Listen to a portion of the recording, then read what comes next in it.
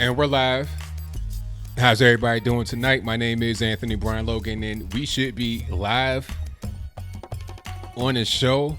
I thank you all for being here. Definitely appreciate you. You are now watching ABL Live.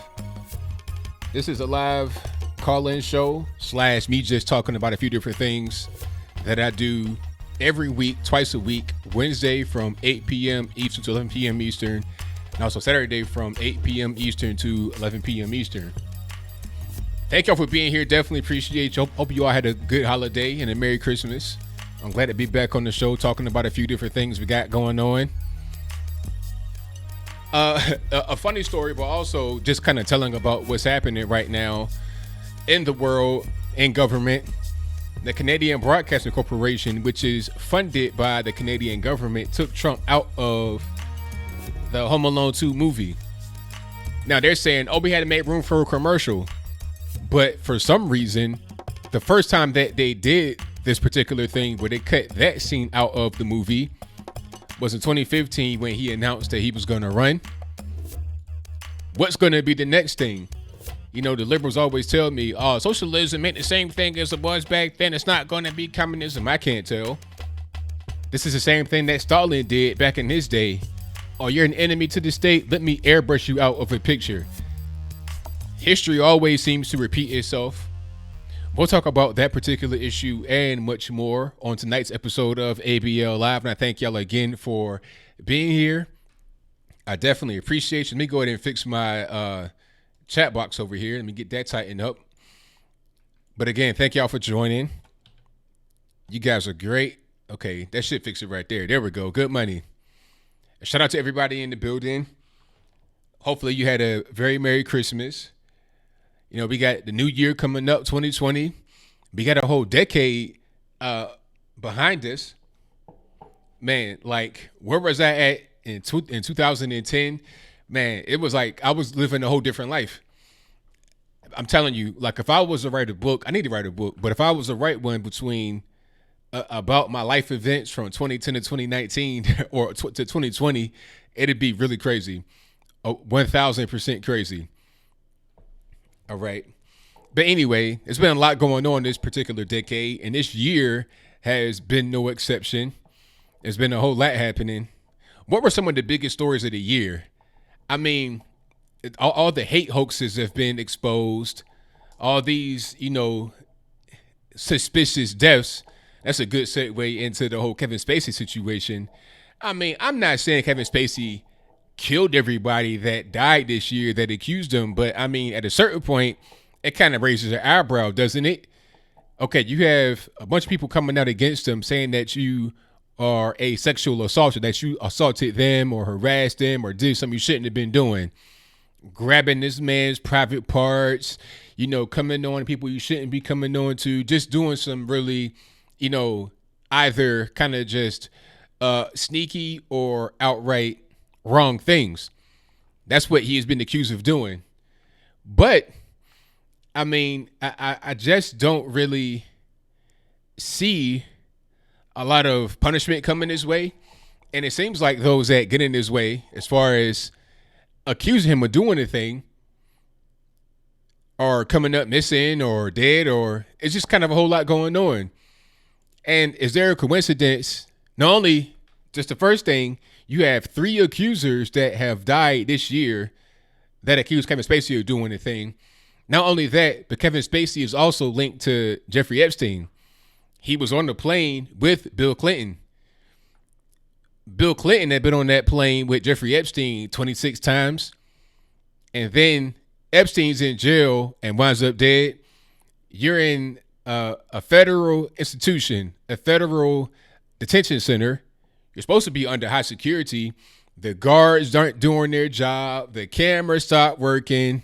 It's like, all right, man. I mean, come on. At a certain point, all of these things can't just be coincidences. There's got to be some kind of coordination here. I mean, or at least there was a desire to see Jeffrey Epstein pass away. I'm sure there are plenty of people that have breathed a sigh of relief now that Jeffrey Epstein is gone. And here is your man Kevin Spacey having his own little controversy with deaths surrounding him. Same thing as the Clintons. going all the way back to Arkansas. Like, this ain't even just something that happened, with Seth Rich, John Ash. It ain't just them. This goes all the way back to when Bill Clinton was the governor of Arkansas. Back then they called it Arkansas. Now it's, you're getting Hillary Clinton-sided or whatever it is. It's been an ongoing thing for 20, 30 years. It seems like Kevin Spacey is just another part of it. And then he put out that video the day before one of his accusers. This guy was in Norwegian royalty for 14 years. This guy dies the day after Spacey put out a video talking about killing with kindness, all this and that, a really creepy type of thing. I've been through a lot, and it's like, come on. I'm just saying.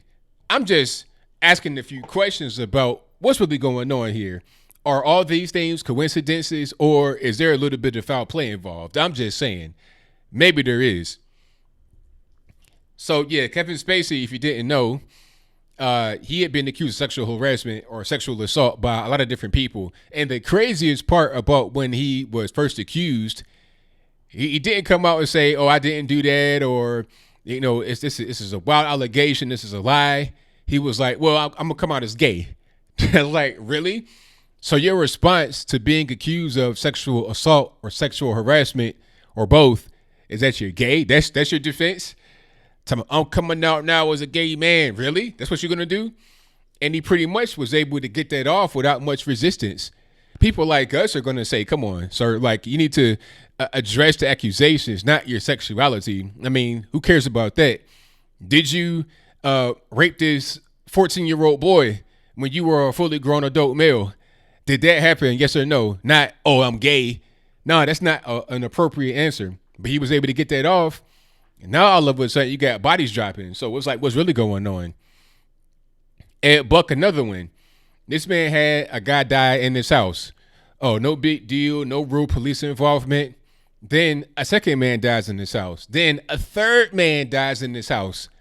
3 people. It's like, all right, now, what are we really doing? What are we doing? What's going on here?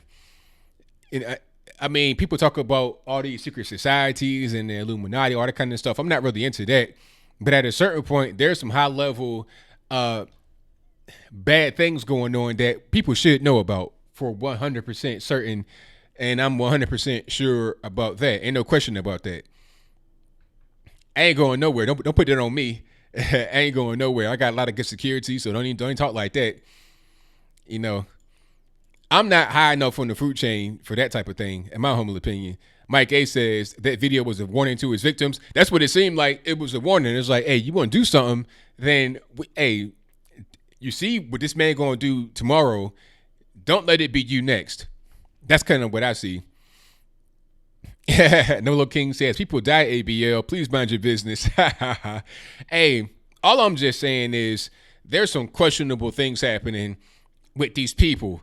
You got a bunch of pedophiles. I mean, Spacey was accused of being a pedophile. Jeffrey Epstein was a pedophile, went to jail for it, was convicted for it already in 2008. He was in jail for it again in 2019 this year. They found evidence. They got documents. They got witnesses. It's not like, oh, I think he's a pedophile. No, he was a pedophile. Like I said, he already got convicted for it once before. Now he was in jail for it again to be tried again on it and probably convicted. If they could not convict this man, he probably wouldn't have been locked up, because this was not just a local thing, a New York State police or Florida. No, this was the federals. And when the federals get involved, they pretty much got you. They got everything they need to just seal your fate. They have a 98% conviction rate. If they have a person that beats the federals, it's like, something unheard of, a technicality, something will have to happen very drastic for them to not go and do their jail term after they get convicted, which is what's going to happen. Shout out to Joshua Perez for the super chat, who says, He's Still Your President hat by Brennan Tatum just got delivered. Oh, shout out to my man Tatum and that good merch. Shout out to him. And thank y'all for joining. I definitely appreciate you. Where is Ed Buck and where is Ralph Nader? Good question. Matter of fact, I think Ed Buck is in jail. I think Ed Buck is in jail. Last I saw him, I don't think he made bail. Last I saw him, he was actually locked up, and he was looking like a straight monster. Matter of fact, if I could find that picture of him, I mean, this guy, like I said, I'm not into all the conspiracy. I'm not into this whole thing about there's a secret society, a cabal out there, all this, that, and the third. I'm not into that. But at a certain point, I'm like, all right, what is this? Hold on, let me find a picture right quick, and then you kind of understand what I'm saying. Because some of these things, like seeing pictures like the one I'm going to show you, makes me understand why some people say that some people aren't really humans. I get it at this particular point. Matter of fact, here it is. Okay, this is Ed Buck, where he's in jail at this particular point in time. He's in custody, and he has on one of these anti-suicide vests. I wonder where Jeffrey Epstein's was, but different story. I digress. The point is that he has on a suicide vest. Look at his face. Now, if that's not a lizard or some kind of other monster, I don't know what is. I mean, good night. The man looks scary. Like, if you see that in a horror movie, you're going to have nightmares for years.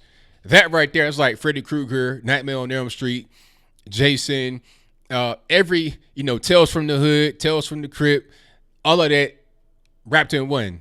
It's scary. Evil, this right here, you can see a person and their nature on their face a lot of times. That's what I see right there with Ed Buck. This is the guy that had not one, not two, but three black men die in his house. So, I mean, at a certain point, we just got to stop and just look at what's going on. As y'all see that picture, I mean, that's Ed Buck. That's one of, I think Gavin Newsom got a lot of money from him. So did Hillary Clinton. A lot of big-time California Democrats, or those that have ties with California, which is pretty much everybody, got money from him if you're in the Democratic Party. Yep. So it's crazy. But like I said, I'm not into all of that, but good grief. A reptile, that's what it looks like to me. Like I was hearing about the reptilians and they came down from Mars, all this, that, and the third. I'm like, nah. But that guy right there, I mean, I could understand. If you were to see him, I could understand why you think it's some reptilians walking planet Earth. That guy look like a giant lizard in human skin. Shout out to Darren Buchanan for the super chat who says, looks like Mars attacks, folks. Peace to the world. Thank you for your donation, man. Definitely appreciate you. Alrighty. California. Speaking about California, the rapper Blueface. Did you guys see the rapper Blueface? He threw a bunch of money up in the sky on Skid Row. He was on top of a car. Matter of fact, let me see if I can pull that up right quick so you can see what I'm talking about as I'm saying it. But he was on top of his car. It might have been some kind of Range Rover, Hummer, or something. I'm not sure what that was. It was a pretty big SUV. Hold on. Not this one. Let's go here. Okay. So you see him.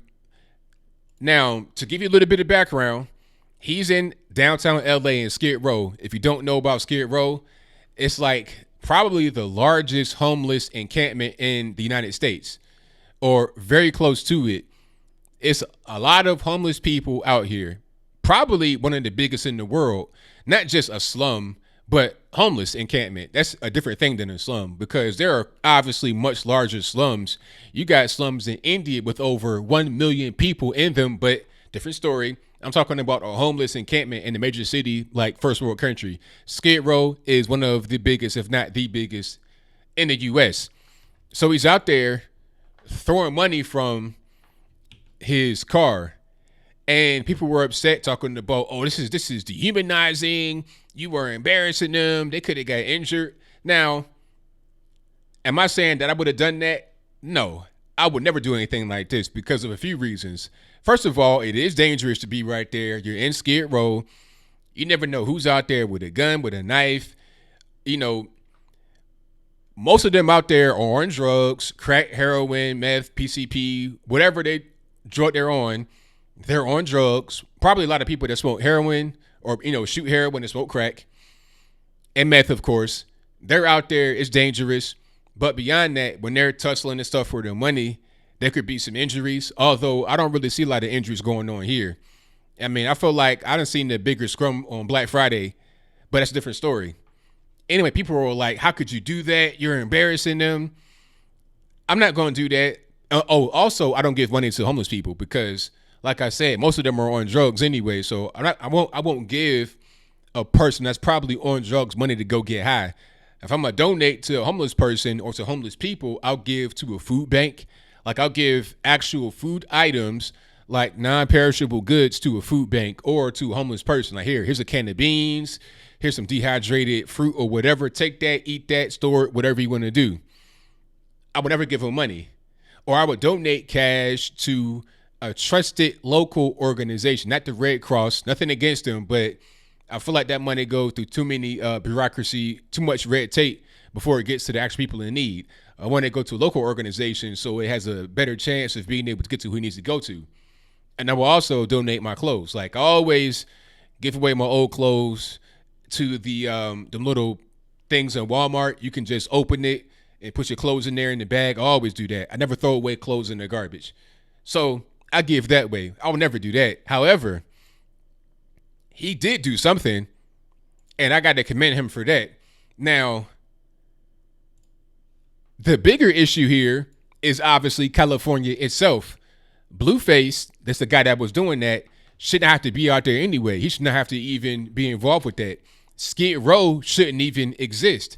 Skid Row should be taken care of better by those that actually are elected officials. Okay, the environment shouldn't be conducive for a Skid Row to flourish. The environment for drugs and all that other stuff to be out there shouldn't even be there. You should have the local people, the government that's elected by the local people, come in there and tighten the whole thing up. Okay. Now, yeah, you know what? Exactly, Virginia. Some people, you never know. They could have got $100, $200. That could change their whole life.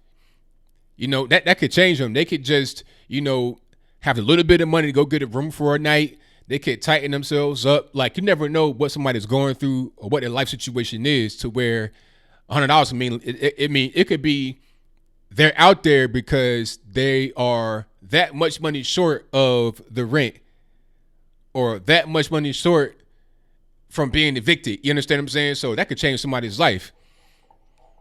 I mean, he's doing better than the people out there that are in office are doing. They're out there to just keep the whole thing going. You know what I mean? Like I said, I would not give any money like that. But, hey, if he wants to do that, it's his money, then go for it. Couldn't it be dangerous? Yes, but better than nothing.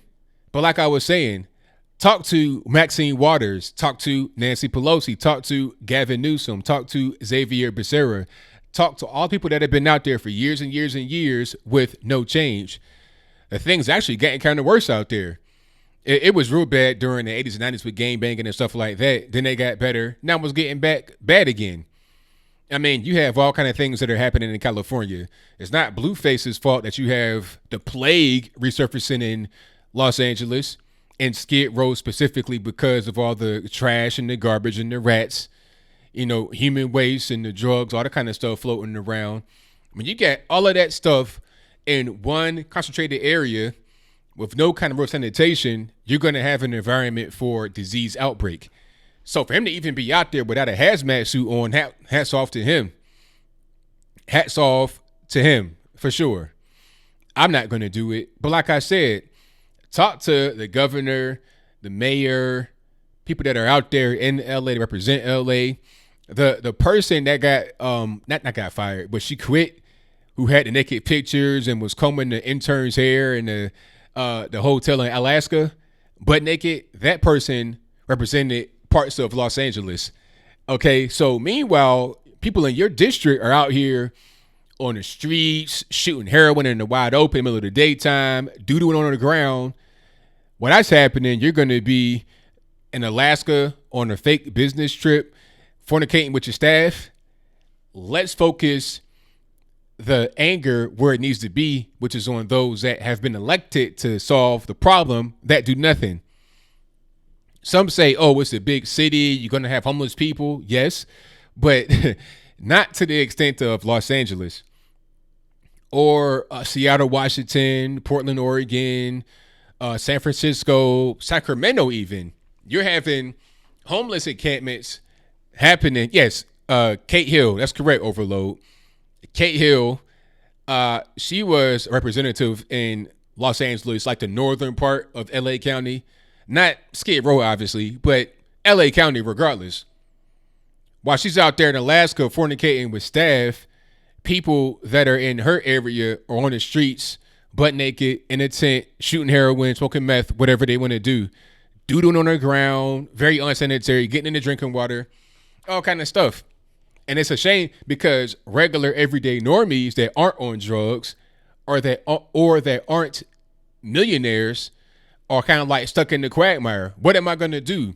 I'm not on drugs and I don't have $1 trillion to my name. So how am I going to live every day? People are leaving the country, not the country, almost. That could be his own country at one point, but they're leaving the state of California and going to Texas and places like that.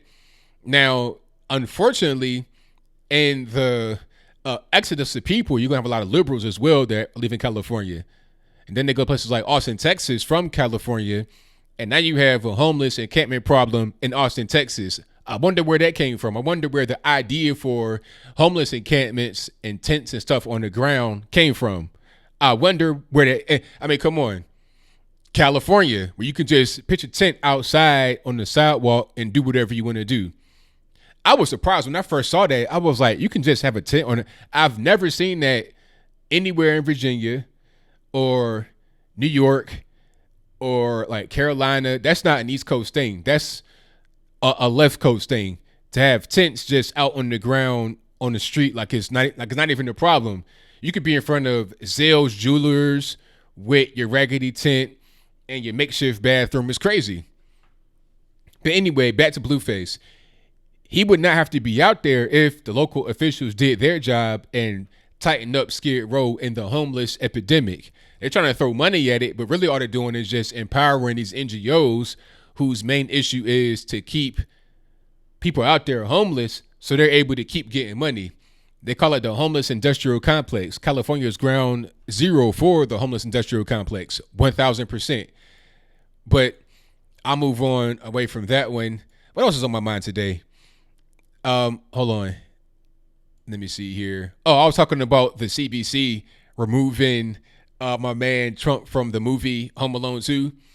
Now, like I said in the opening statement, when you have a political party or political figures, because again, CBC is state funded. So as far as I'm concerned, the CBC is the equivalent to the Canadian government. But anyway, when you have leaders of nations, heads of state, whatever it is, censoring, political opponents, taking them out of pictures, that is Joseph Stalin, 1940s all over again. That's what he did. It'd be a picture with Stalin and somebody else that eventually becomes persona non grata. When they become persona non grata or, not welcome anymore, a bad person, an enemy, quote unquote, they are airbrushed out of the picture. This is before video editing or even really mass video was available. This is before photoshopping personal computers. This is long before that he was doing that. It's the same exact thing going on here. Changed my mind. I don't really see how it's a difference, but that's where liberalism leads you. You're getting into the waters of communism. I've been saying it, socialism, and then it's communism. And then once the economy tanks, which it will tank, people are going to be like, can I please get something to eat? I'll trade all the money in the world for a piece of bread. That's how it always happens. Venezuela, prime example. Venezuela was not a poor country at one particular point in time. They had plenty of money. But now people are on the street starving. Now, some people have money. It's like Animal Farm. Some animals are less equal than others. The equal animals can suffer equally, but those that are less equal, the proletariat, whatever you want to call them, the bourgeoisie, the upper class, the 1%, they can live high on the hog. So those that are protesting against the 1%, against the millionaires and billionaires, are advocating for things that are going to help the millionaires and billionaires succeed. Minimum wage, who does that help? The average everyday normie that is not a millionaire or the millionaires? It helps the millionaires.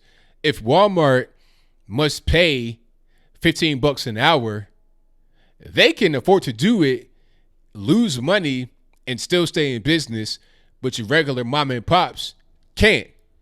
Any little change in their thing, like, put it to you like this. Walmart can close down some of the non-performing stores and still have other stores open in the immediate area to where they wouldn't lose business and they'd still be able to keep rocking. It just have less of an overall cap to be able to, but a mom and pop shop does not have other locations they can just keep open or whatever to keep the money. They got one store, maybe two stores, and then they get hit with a double price for the payroll. They got to close altogether. And then whatever service they had, Walmart can replicate and put into their store. Let's say it was a salon. There's a salon inside of Walmart. Let's say it was a hardware store. They have a hardware section at Walmart. Let's say it was, I don't know, like a home furnishing store. You got furniture, you got rugs, you got towels, picture frames, all of that in Walmart. So the millionaires and billionaires succeed while the regular everyday Joes don't. People don't understand that because they don't understand business and the way that it works. And those that are out there, like your Bernie Sanders and your Pocahontas, they rely on that. They rely upon your ignorance. Nothing wrong with being ignorant, but you need to understand these things and learn it so you don't get taken advantage of.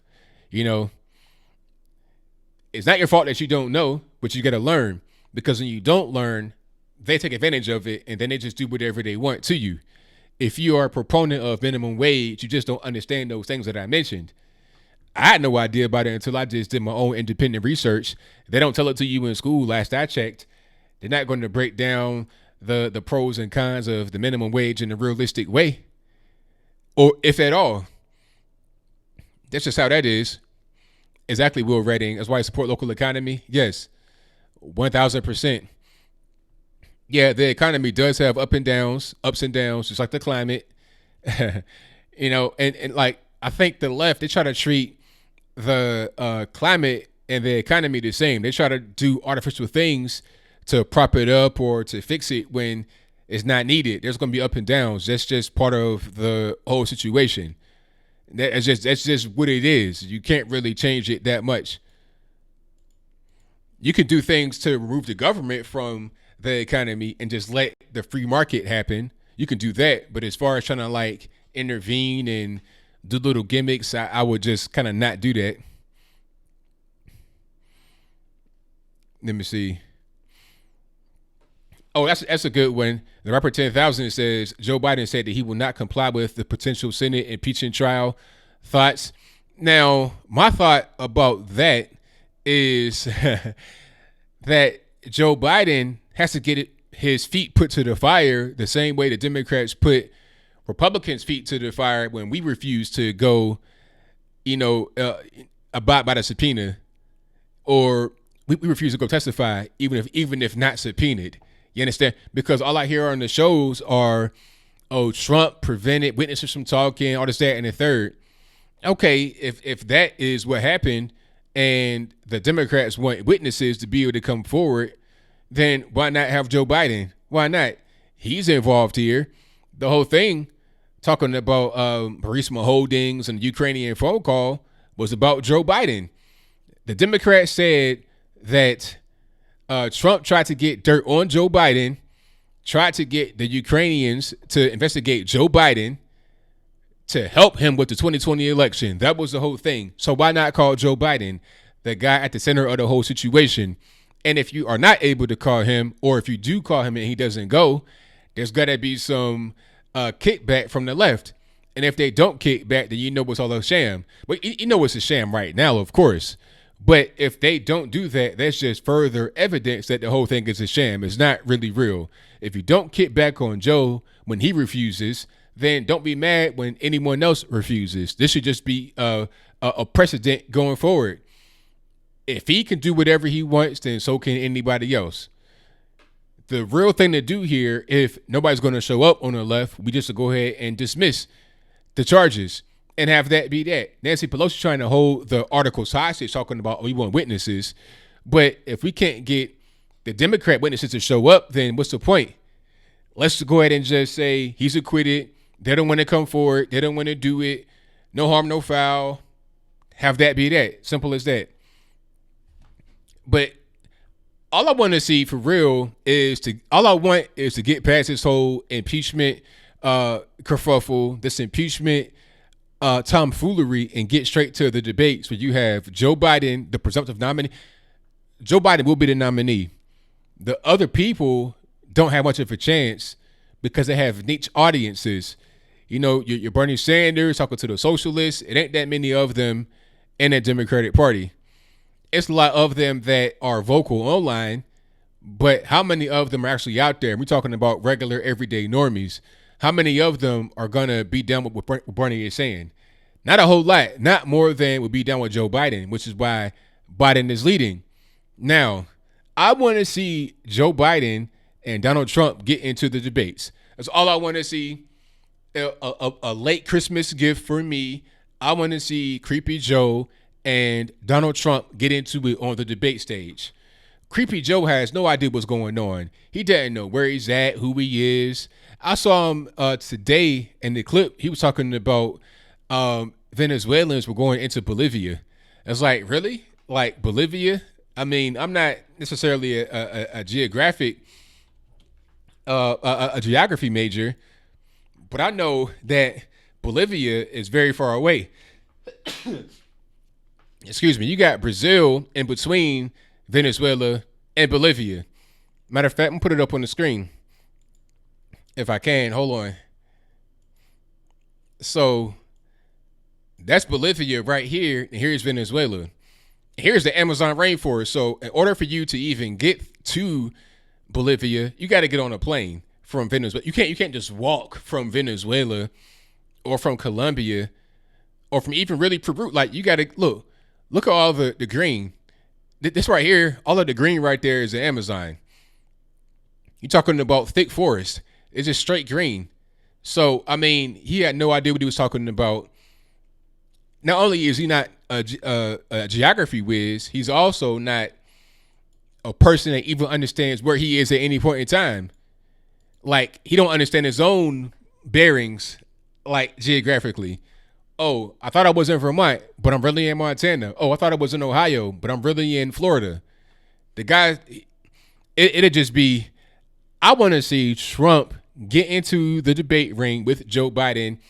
It'd be like, man, it'd be like early Mike Tyson fighting the tomato cans. The guys that could just get beat up easily with no resistance. That'd be the equivalent. It'd kind of be unfair, you know, but hey, this is what you signed up for, is what you want. So, hey, be careful what you ask for, you just might get it. How about that? Yeah, forcing the cartels. Exactly. 1,000%. I want to see the debates. That's all I want to see. Just for my own entertainment. Just for my own entertainment, nothing else. Yeah, Bella, you're right about the scenes sometimes being cut for commercials, but that movie had been playing on CBC for years and years. This is an old movie. It came out in the early 90s, and they had been playing it without cutting that particular scene. They only started cutting it in 2015 when Trump announced he was going to run. All of a sudden now the scene is missing. You see what I'm saying? And you wouldn't cut out an important scene like that. That's a big part of the movie. You know, that's something everybody talks about. It's all in the memes. You would not cut out an important part. That's like saying you're going to cut out the part where he puts on the alcohol, the aftershave, and goes, you won't cut out that part for a commercial. You would not cut out the part with Trump doing the 5-second cameo for a commercial. They cut that part out intentionally. They said it was for the commercial, but come on, we know that the left lies. It was a lie. You know, but like I said, I want to see the debates. The debates in 2016's campaign cycle were great. It was like a reality show in itself But this one here, oh man, it's gonna be bad. But I'm ready. You know, Ali versus Liston, yes, 1,000%. All right, let me read some of the comments here. And thank y'all for joining. I definitely appreciate you. Please like the video if you like what you heard so far. Also, please share the video. And if you're not subscribed already, I don't know what you're doing. Go ahead and subscribe right now. That'll help me out tremendously. I thank y'all for that in advance. Who do we have right here? Thank you to Mike Collins, who says, I love your stuff. Me and my mom. Hey, thank y'all for watching. I most certainly appreciate y'all 100%. Thank you to my man, Matt, who says homelessness is now mostly a lifestyle choice. For the most part, yes. You got some people that just get, down on hard times or whatever, but that's not, the people that are outside in the tent with a bunch of garbage everywhere, that's not a person on hard times. If you see a person in a tent with garbage all around, that's drugs, 1,000%. Even if you're a person that's on hard times, you're not going to live in filth. You're going to live as clean as possible and as safe as possible while you're homeless. But thank you for your donation, man. Definitely appreciate you. Shout out to my man, Wayne, who says, California is a land of fruit and nuts. Hey, there it is. Thank you for your donation. Definitely appreciate you. Shout out to Brian Nolan, who says, all of you that love what ABL is doing, match my donation. Hey, I thank you for that, man. Definitely appreciate you. Thank you to Ed Hoffman, who says, keep up the great work, ABL. Hey, I will do. Thank you for that. Shout out to Darren Buchanan, who says, looks like Mars attacks, folks. Peace to the world. I think I got him already. Thank you to everybody that super chatted so far. Definitely appreciate you. Thank you to all the viewers as well. Hope you guys had a Merry Christmas and Happy Holiday, whatever you want to call it. I say Merry Christmas. Don't nobody get offended by that. And hopefully everyone has a great New Year as well. I'll be live, of course, next Wednesday on New Year's Day. But hopefully you have a safe New Year's Eve. If you go for New Year's Eve, be safe. Don't be out there drinking and driving and stuff like that. There's no excuse to be drinking. Like the way it is nowadays, there's no purpose in drinking and driving. You got Uber, you got Lyft, you got all kind of stuff, all kind of ways to prevent yourself from being on the road while you're drunk. Don't do it. You may believe that you're okay to drive, but your judgment is going to be impaired. That's why they say don't drink and drive. So stay off the road. And if you're going to be on the road, even if sober, be safe. Because it could be others that are out there drinking and they're going to endanger everybody on the road. So just keep an eye out for anybody driving erratically. 100%. And let me see. Oh, and what I'm going to do, I have some equipment coming. I have some new equipment coming. So I'm going to slightly improve my studio over here. To me, it looks pretty good right now, in my opinion. But I'm going to make some changes because I'm on TV sometimes and I want it to be like that Fox News, like you're going to be on television look for that particular purpose. So look out for that. And when I do my improvements, I'll probably do like a little, how can I say, like a room reveal to show you everything I got and the way it's set up to get the good lighting and the good quality and the good audio as well. Do I drink? No, I do not. I don't drink at all. I don't drink or smoke. All I do is game from my vice, and that's it. No drinking or smoking. There you go, smoking guy, and says, you barely drink water, let alone alcohol. There you go. While you're driving, of course. You got to drink water in general, but just not, not being distracted while driving. Yeah, got to do an upgrade.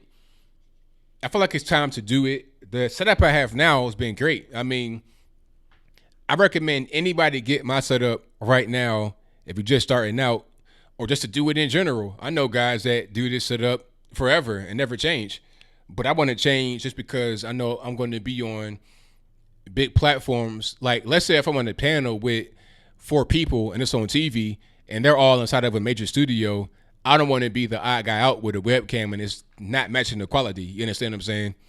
That's all. So when that happens, people can see the message and it can just blend in and it's not so different.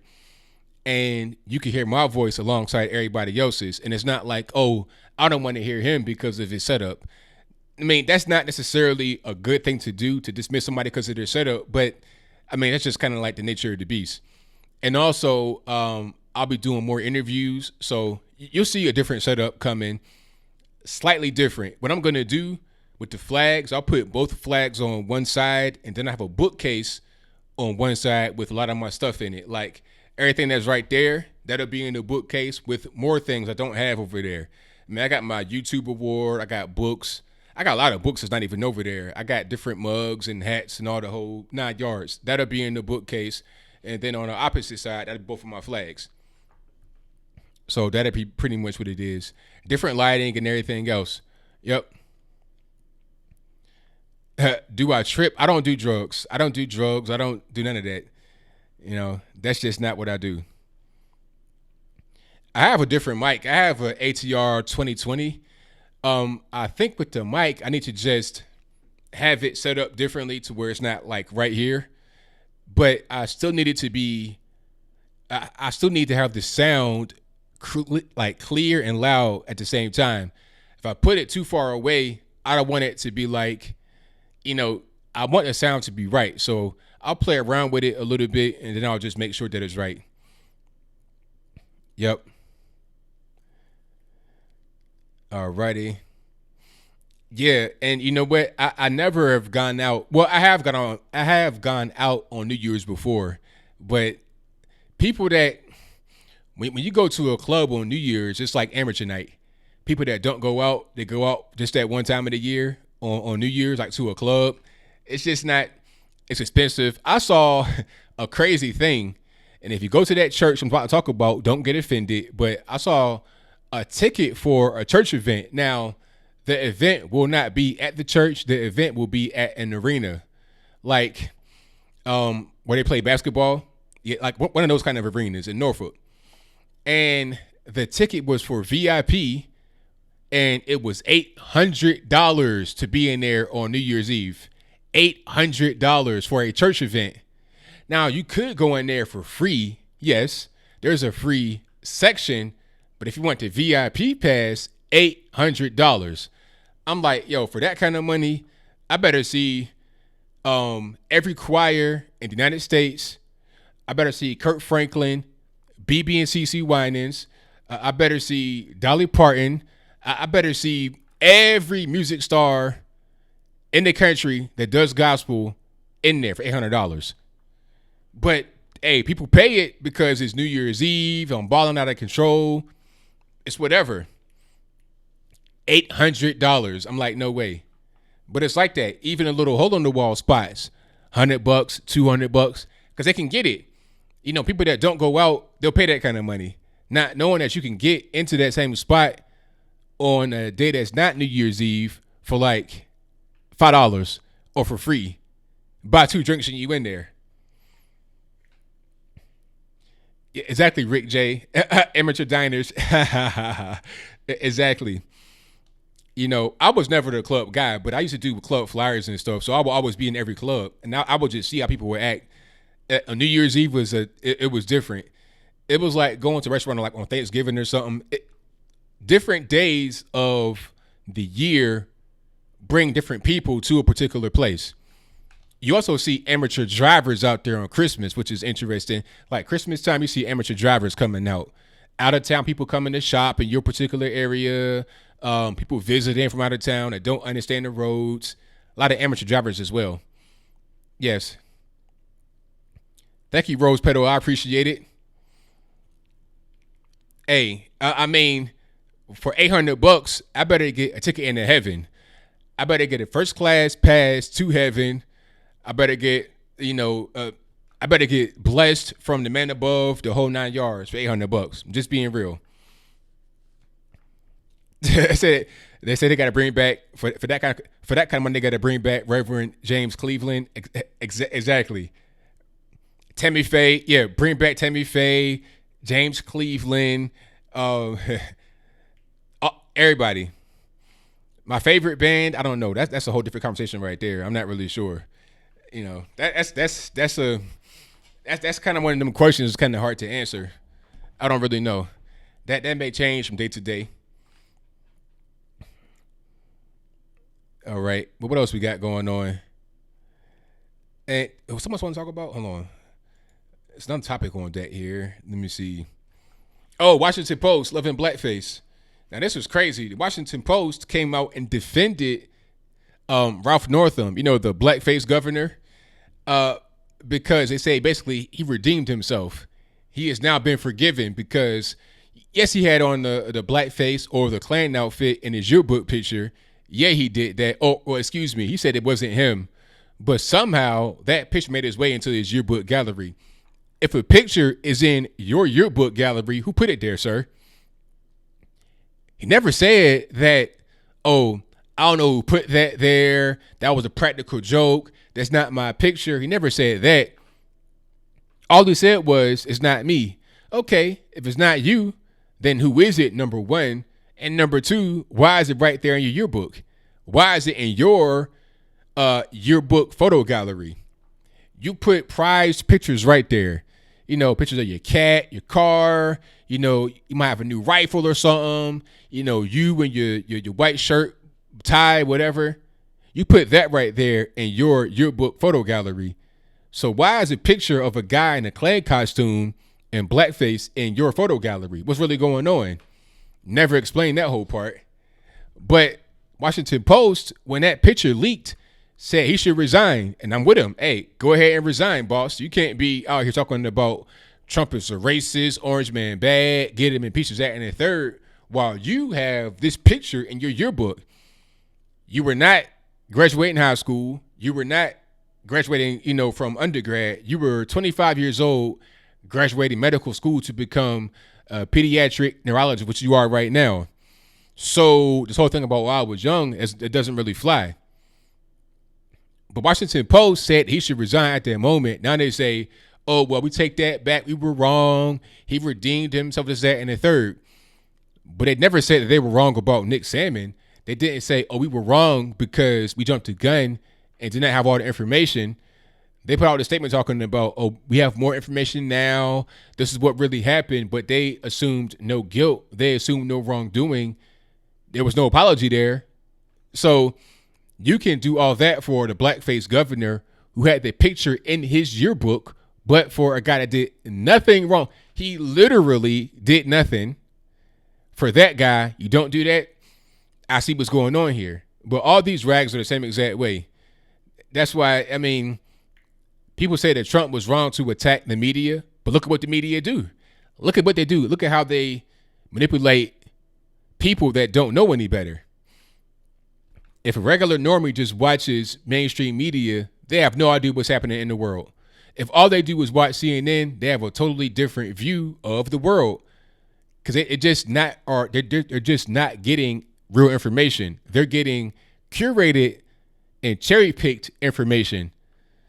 That's kind of the reason why I'm here, is to provide all the info so you understand what's going on. When I do my videos, I post from several sources. So you see not just the left, the right, the center, the independent. You see everybody, all of that, and what's going on. So it won't be no confusion or you just, playing to the right. Nah, everybody will be able to see all sides of the situation. Unlike the mainstream media where you only get one side and it's usually a lie. But shout out to Stephanie Loggins, who says, isn't that the same man wanting to take guns away in Virginia? Now he's redeemable. Yes, that's him. That is him 100%. And I'll tell you why he is or has been forgiven is because of the whole gun control thing. Oh, you want to put gun control in there and you're going to fight people and put money on the books to fight against gun control? Hey, you're our guy. So the whole blackface thing, hey, we ain't going to tell nobody. Just don't do it no more. Hey, just be quiet about it. Now you have been redeemed. I declare thee redeemed. That's how that works. But thank you for your donation. Definitely appreciate that. You're 100% correct. And thank you to Daniel Nordine, who says, make Virginia great again. Impeach Ralph Northam. Hey, that's what I'm all about. Now, luckily, Virginia is a state that does not allow back-to-back gubernatorial campaigns. So Ralph Northam can only do 4 years at once. He could come back and run again, but that's very rare. It almost never happens. That's not a thing that's not really a real thing. But, after him, who is it going to be? Is it going to be their attorney general? Mark Herring is attorney general, who also wore blackface, but he was trying to push the gun control back when he was under Terry McAuliffe, when Ralph Northam was lieutenant governor. So it'd be the same thing going forward. Virginia is being controlled by Washington, D.C. because the D.C. metro area is mostly in Virginia. 1/3 of Virginians live in Northern Virginia, which is basically a D.C. bedroom. Okay. And that's a problem. A lot of liberals move there from all over the world and the country. California, New York, Florida, etc. A lot of liberals move there to get the government jobs. The bigger the government gets, more jobs, the more jobs that are going to be there for the people. And also not just, with the government directly, but also other companies that come up there due to the big pool of employees that are there. Amazon was going to come there. So when they keep moving to Northern Virginia, you're going to have more people that are voting liberal, and they are unfortunately going to dominate the whole state. But this is why the counties and the cities are very important. You can't just pass sweeping things that affect all the counties all the time. And that's why sanctuary cities, as far as guns are concerned, are really important. That is a majority of Virginia, the sanctuary gun counties and cities. That's a majority of Virginia land-wise, land area-wise, and number of counties-wise. You'll see like little blue dots in the northern part of Virginia support a guy like Ralph Northam and his policies. But the rest of Virginia, they're not really with it at all. Yeah, he should resign. And the other governor they had was Terry McAuliffe.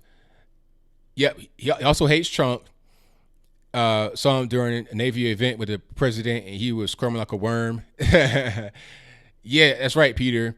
And fun fact, Terry McAuliffe was also Hillary Clinton's 2008 campaign manager.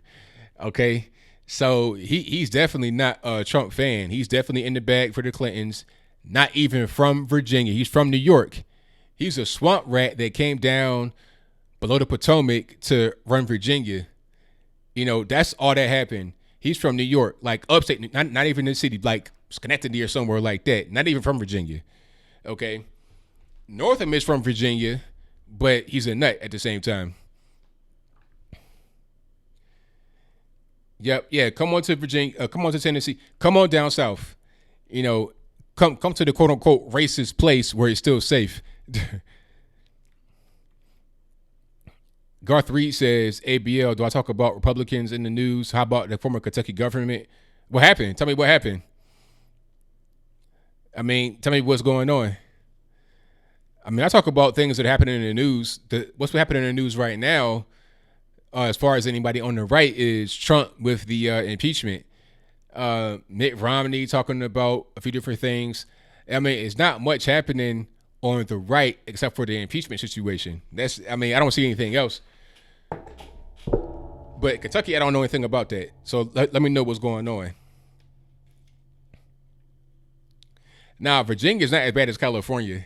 No way. You're not going to see homeless encampments in Virginia. At least not yet. Not in anywhere that I've seen. You're not going to see homeless encampments or open drug use and all that kind of stuff. It's not as bad as California quite yet. The Rapper 10,000 says, why hasn't Black Lives Matter protested against the blackface governor and the Canadian prime minister who also wore blackface? That's a good question. I think Black Lives Matter, number one, Black Lives Matter is pretty much done. I've not heard from them in a long time. They're pretty much finished. They had a purpose, and the purpose is done. And it was to sow discord in the nation between, blacks and whites in the media. But anyway, they've not really been around, but they won't protest Northam or Trudeau because they're on the left. If you're on the left, there's no problem at all. You can do whatever you want. But if you're on the right, if you sneeze the wrong way, you're a racist. You got to get canceled. That's pretty much how the nation is going nowadays. 100%. It is what it is. All right, I'm just reading the chat here. Yeah, BLM is dead. I've not heard from them in a long time. The guy, DeRay McKesson, who was like the leader, the blue vest guy, I don't know where he is right now. He probably got a check. He's off in some island just chilling, hanging out. He had a job to do. He did it, and now he's back probably in some underground bunker waiting to get reactivated whenever he's needed. Yeah, California, it's unfortunate because it's a beautiful place, but also a very ugly place at the same time. A lot of great people, a lot of bad people as well. The problem with California is the same as Virginia: leadership, leadership, 100%. But Virginia, like once you leave Northern Virginia, everything is pretty much good, except for like Richmond, parts of Richmond and Norfolk where it's a lot of crime. But go out, past Richmond, go out in the hills, go out in the counties, it's all good. But Northern Virginia, you're starting to get into liberal land. The further out from DC, the better. Put it to you like that. Yeah, that's a good point. Fast Pony says Virginia leadership are mostly carpetbaggers. Yes, that's pretty much what it is. A lot of carpetbaggers. I don't even think that what's my man's name? The Attorney General is from Virginia. I don't think he's from there either. I know Northam is. Terry McAuliffe is not. A lot of them aren't. They're just DC hacks that have come down past the Potomac to rule over Virginia. So they could pretty much live in the same area they were living before while working in DC and then have a different job. It's like they went on Indeed.com and looked for jobs in my area. Oh, Virginia governor? Okay, I'll do that. And I'll just do it. And when I get in there, I'll do whatever the Democratic Party tells me to do. Gun control, check. Importing violent felons to my particular part, check. Do all that. John says, dude, BLM was an alternative sexuality group, still are. People just took their group name and picketed it on their own, not knowing what the group is. Yeah, pretty much. I think what happened with Black Lives Matter, they started one way and then it became something else. And now that the hype has died down, they've gone back to being what they were, which was the LGBTQIA ABCD group. It was started by, I think, a lesbian or if not one lesbian, a bunch of lesbians. And then it became this whole thing about, trying to fight the police and burn down your own neighborhood. Now it's back to being about homosexuality.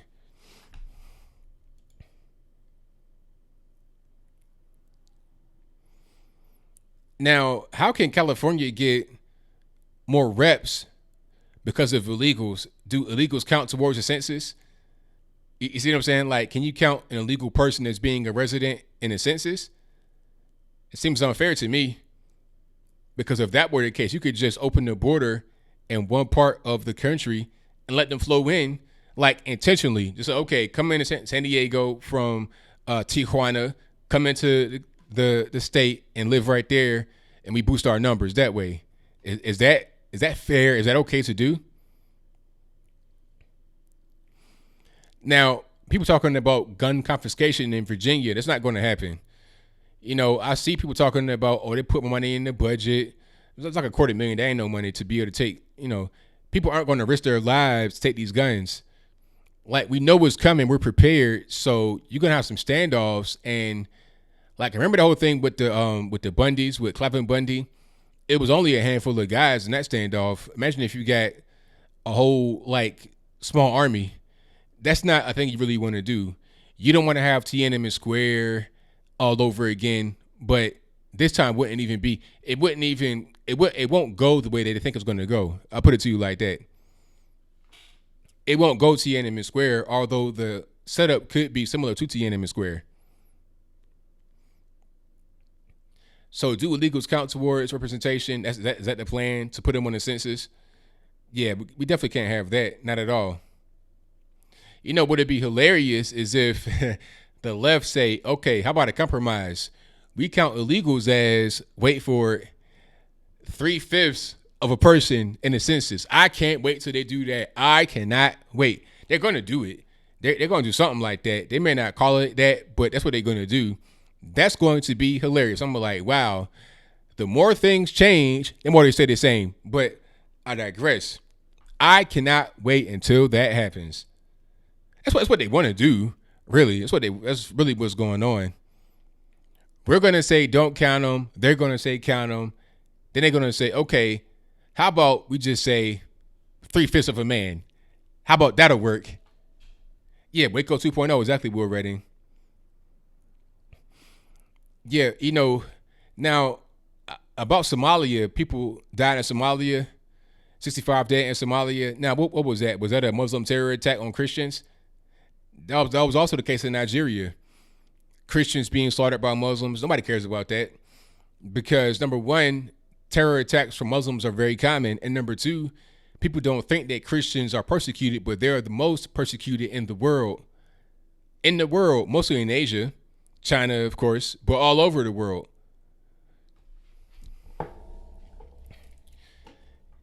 History does repeat itself, yes. Is it already being done?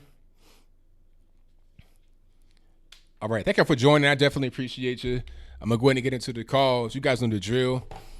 The number to call is 434-658-1220. Do not be afraid to call. It's all good. Yeah, only if you're here legally as a citizen should you vote. I ain't talking about green card holders or people that are on visas. Nothing against you guys because you're here on a legal, you have a legal status to be here. You're a legal resident, but you're not a citizen. Only citizens should be able to vote. Like, I can't go visit China and vote. Can I vote in China? I don't know, but you understand what I'm saying. I can't go to a foreign nation, hang out there. I can't go to Nigeria, hang out in Lagos or Abuja, chilling, and then be like, you know what, I'm going to go vote. I'm a visitor, yes. I'm not a citizen, but I'm going to vote regardless. That's not how that should be. If you're a visitor, long-term or not, you should not be able to vote. Simple as that. I welcome tourists. I welcome those that want to come and hang out and chill and spend money. Cool. But you got to go back home and you can't vote or do anything like that or get in-state tuition while you're here. Simple.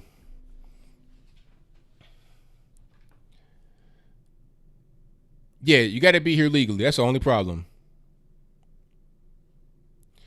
All right, let's get to the calls. Like I said, the number to call is 434-658-1220. Let me get to the calls right now.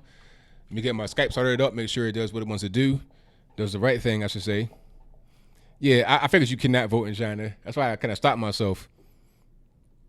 Yeah.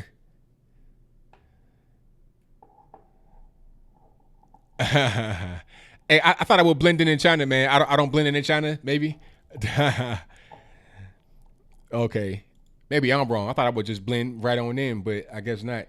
Alrighty. Let me just make sure everything's on the up and up here.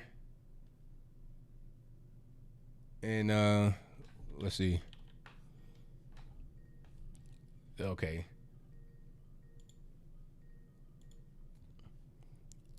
All right, Matt, what's happening?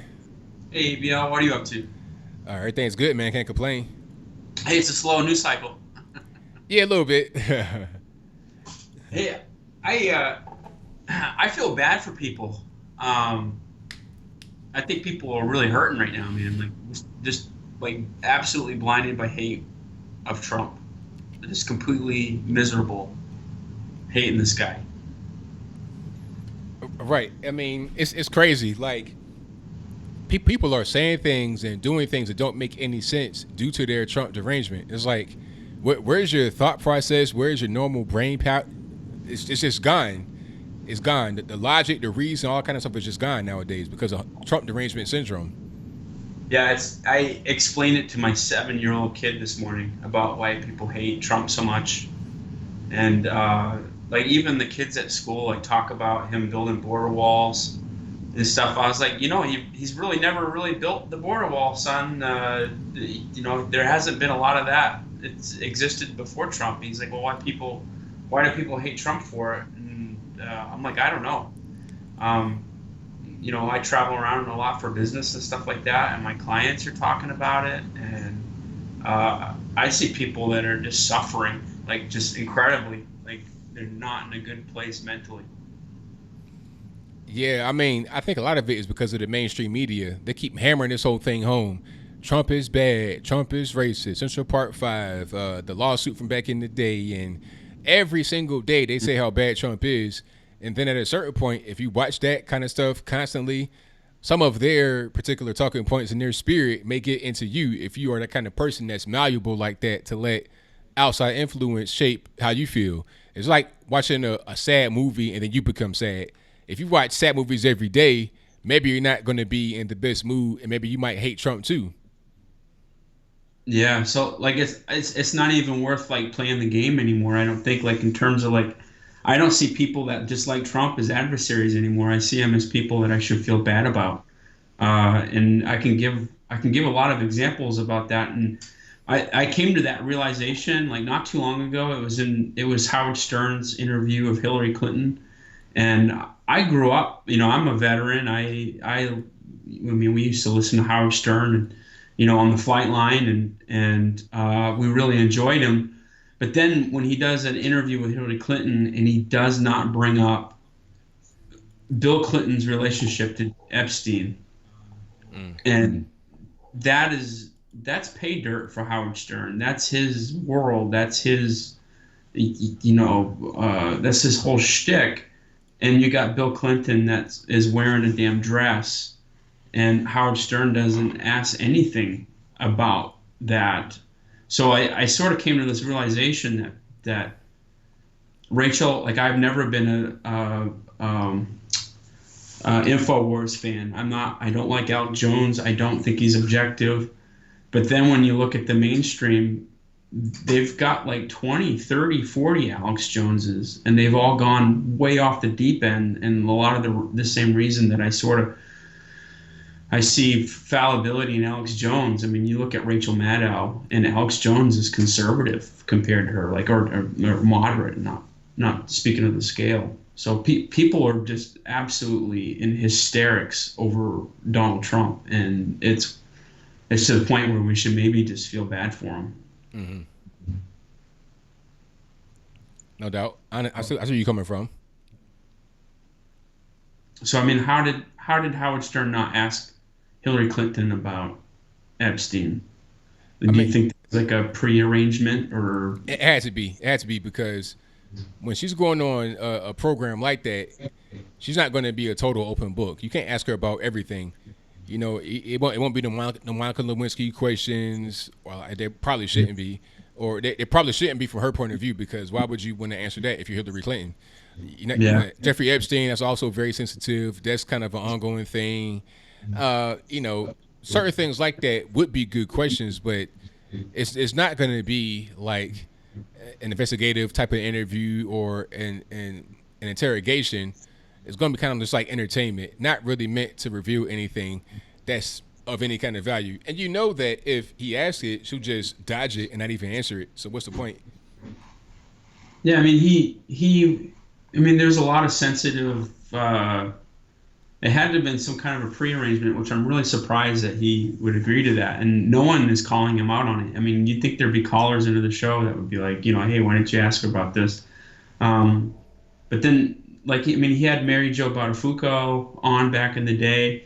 He would joke about things with O.J. Simpson.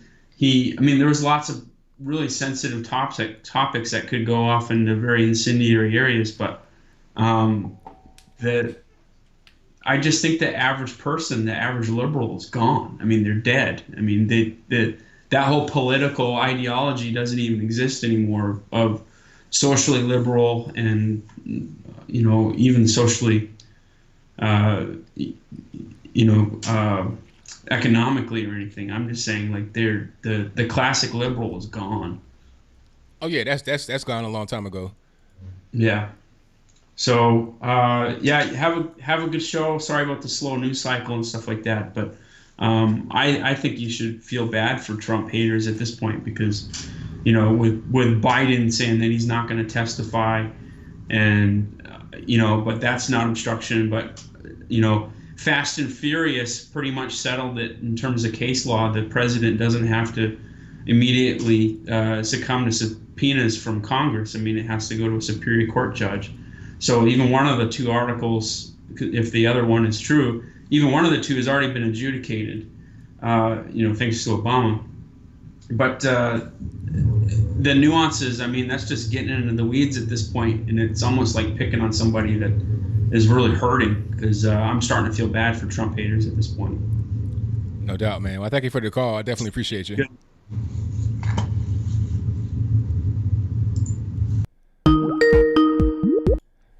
All right. Thanks for the call. Most certainly appreciate them. Let me get to this settings over here. Turn the ring off. All right. And the number to call is 434-658-1220. We got quite a few of you guys on the line. Let me get to my sound over here to tighten that up real quick, and then we get right back to the calls. All righty. We should be good money now. 702, you on the line. Who am I speaking to? Hey, it's Rob in Vegas. How you doing tonight? Everything's great, man. About yourself? Oh, it's doing great. Hey, I figured out how we could fix the voter stuff going on. All right. It's a real easy fix. Okay, if a state doesn't have voter ID, all the Republicans in the states around that state just go on over and lay a vote. Now hold on. Okay. So basically, those Democrats would be on getting voter ID laws real quick. That's right. That's right. You know, when they couldn't really do things that they want to do, when their vote is not really protected the way that it should be, all of a sudden now, we got to get voter ID law in place. That's a very good, yeah. That would take care of that real quick. Oh yeah. But hey, does Virginia have voter ID? Yeah. Matter of fact, do they? Yes, they do. Last time I was there, I did need my ID to vote, but that could have changed. Man, and they got that many. Man, it must have been a real low turnout for the election for that state to go blue. Well, the problem with Virginia is Northern Virginia. That's basically the Washington, D.C. metro area. So people that live right there, a lot of them are going to be very liberal. They're coming out there to get some of these high-paying jobs from all over the world and the country. So it's just kind of like, you know, how some parts of Texas are going blue, like some of the cities, because of California's moving in. It's the same thing going on right now with Virginia. But unfortunately, D.C., the metro area is so big that the metro area is like 1/3 of Virginia population-wise. And they control the whole state. Yeah, it's big because they collaborate with Norfolk, that area, a lot of liberals there, and then Richmond. They have enough people in those city areas in the metro area of D.C. to pretty much dominate Virginia. Damn, that's messed up. Yep. Yeah. Well, I'm in the same boat here. I mean, Vegas has basically got twice the population of the entire rest of the state. Right. And and we've had so many transplants from California because they're doing so good that they're all moving here and bringing those policies here, and yeah, it's been sad seeing my state go blue. Yeah. But hopefully we can turn it around this next election. That's right. Okay, I'm going to let you go, ABL, and you have a wonderful night. Thank you for the call, man. Definitely appreciate you. Bye-bye. All right. Thank you all for being here on the show. Definitely appreciate y'all. Let me get to another call here. 702, you on line. I'm speaking to. Hello? Yes. Yes. Hi, am I on the air? You're on the air. Who am I speaking to? Oh, hi. My name is John. All right, John, what's happening? Well, I have two quick issues I wanted to bring up with you. I do watch you from time to time, but I think the video that you put on tonight about the Virginia governor was blatantly unfair, similar to what the Washington Post does. It doesn't matter if you're conservative or you're liberal. What it matters is to be fair. And when you say the Virginia governor should be booted out of office just because he made a youthful mistake years ago is blatantly unfair. Okay, so when you say youthful, how old is youthful? Like how old can you be to use that as an excuse? Well, let's put it this way. 25-year-olds are children. They still live at home, a lot of them. They still, they like to stay out all night. When I was 25, I would listen to the rock and I got you. But the question was, how old? Yes. Like, what's the cutoff for what's the age limit to say, okay, I'm a young person, it was a mistake? What's the age cutoff for that? Well, it depends. The maturation happens at different ages. When you're magically 18 or 21, you don't have a magic wand and all of a sudden become a man or a woman. It can happen at 16 or it can happen at 35. So how can you say that it was a youthful mistake because he's 25 when you don't know when the age somebody matures is? Shouldn't that be on a case-by-case basis, not just based on the age number? Well, look how young he was. But hold on, sir. You're saying two different things. On one hand, you're saying that he was 25. Look at how young he was. But then on the other hand, you're saying, I can't really say when the age of somebody being mature is. So either he was 25 and that's the age, or I don't really know. It could have been any age. Well, think about what he's doing now. He's saving lives as a doctor. He tries to serve the people of Virginia. He tries to take the weapons out of irresponsible people's hands, which there are thousands and thousands of people in Virginia right now that he's watching out for. And he's starting programs for minorities in the inner cities in Virginia. What programs? What programs? What programs? What are we talking about? Well, he's starting a CARE program, which is a national program in the inner cities to help minority children, unlike Donald Trump. Hold on, wait, sir. Yeah. So wait. You know, I'm from Virginia, and I'm from the inner city, so I understand what's going on there. How was the program going to help? Like, what is he going to do with this program? Like, what is it going to do specifically to help? Well, what it does is let's assume that it was him in that photo. Let's assume that it wasn't. Hold on, sir. Wait, sir. Yeah. I don't want the program. Let's talk about the program. No. So okay. How was the program going to help? What is the program going to do for these inner city youth in Virginia? Like I said, I'm from there. I know these areas. What is it going to do? Please tell me. Well, let's think of it as logistics. If it helps one child, one young man or woman stay out of trouble, it has benefited society. My question was, what is it going to do specifically? Like, what are the things that they're going to be doing in this program? Do you know? If you don't know, that's okay. But if you do, I do.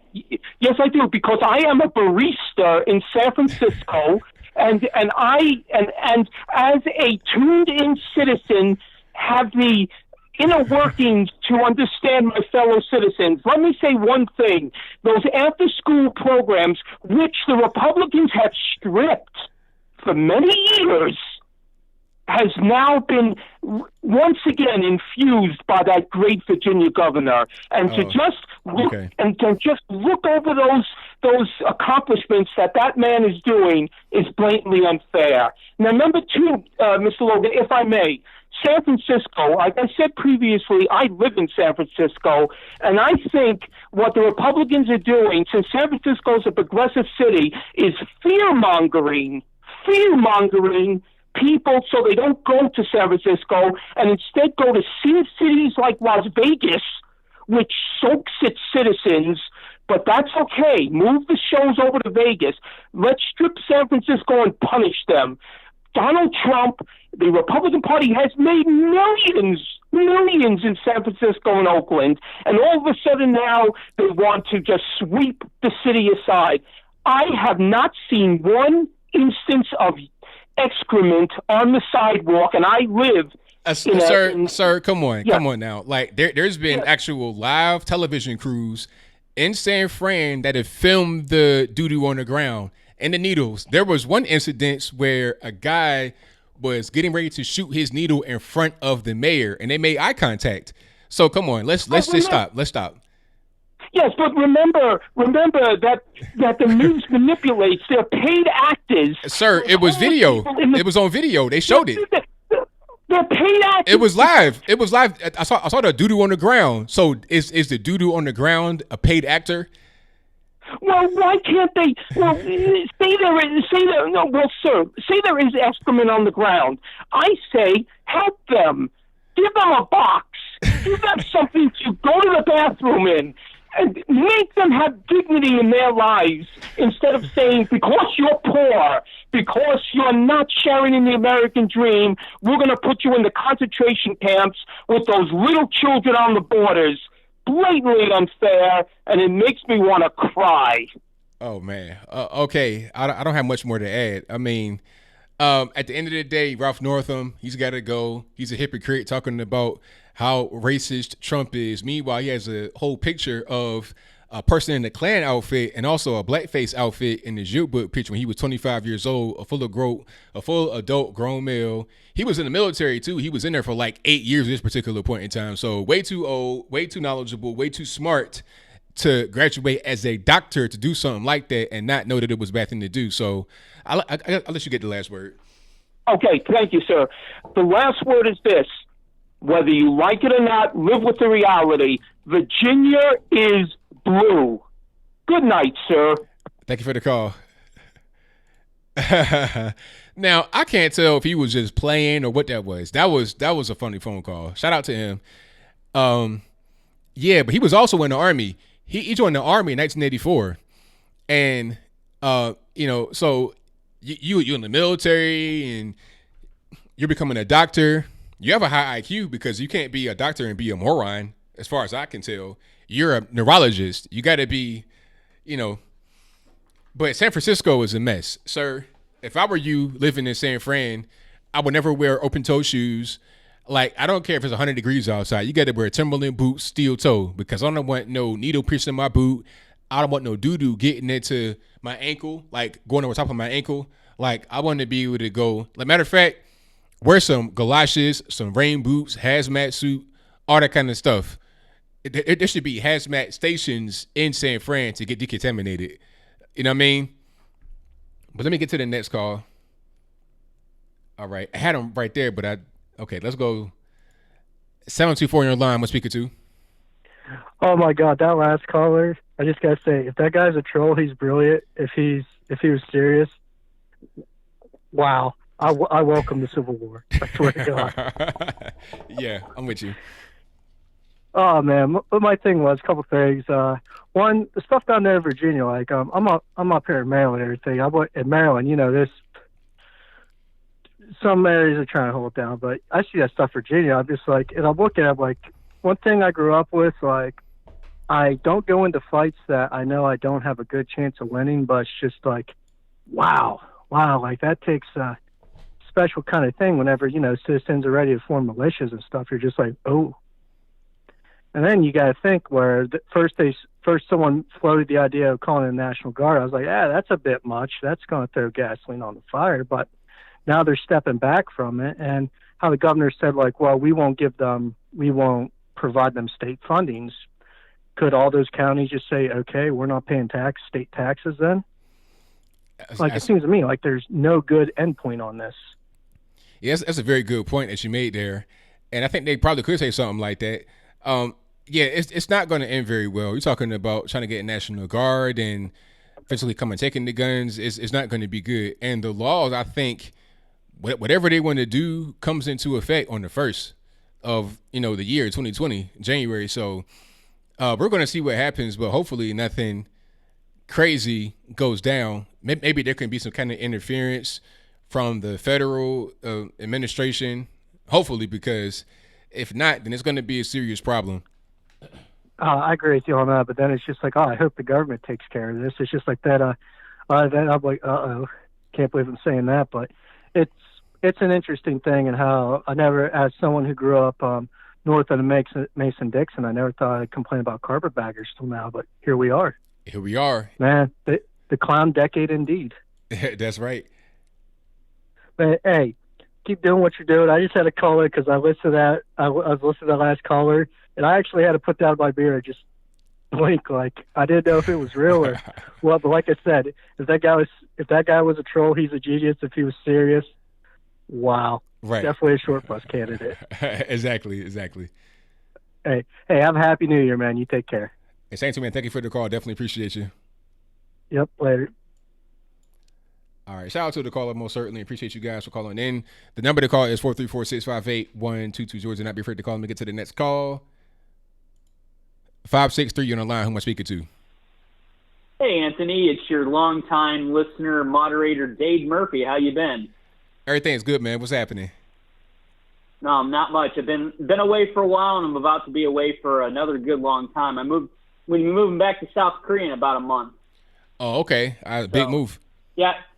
Oh, yeah. Well, I work there now. I had to come back for a few deaths in the family and deal with some business, but caught the last few shows. Haven't really said much.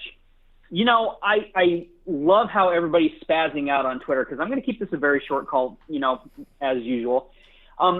While I do think about the Canadian Broadcast Company, they can pretty much do whatever they want. They're not in the jurisdiction of the United States. And yes, it's actually very juvenile and petty to, you know, take that, 5 or 10 second clip out of Home Alone 2, you know, and yeah, they despise our president.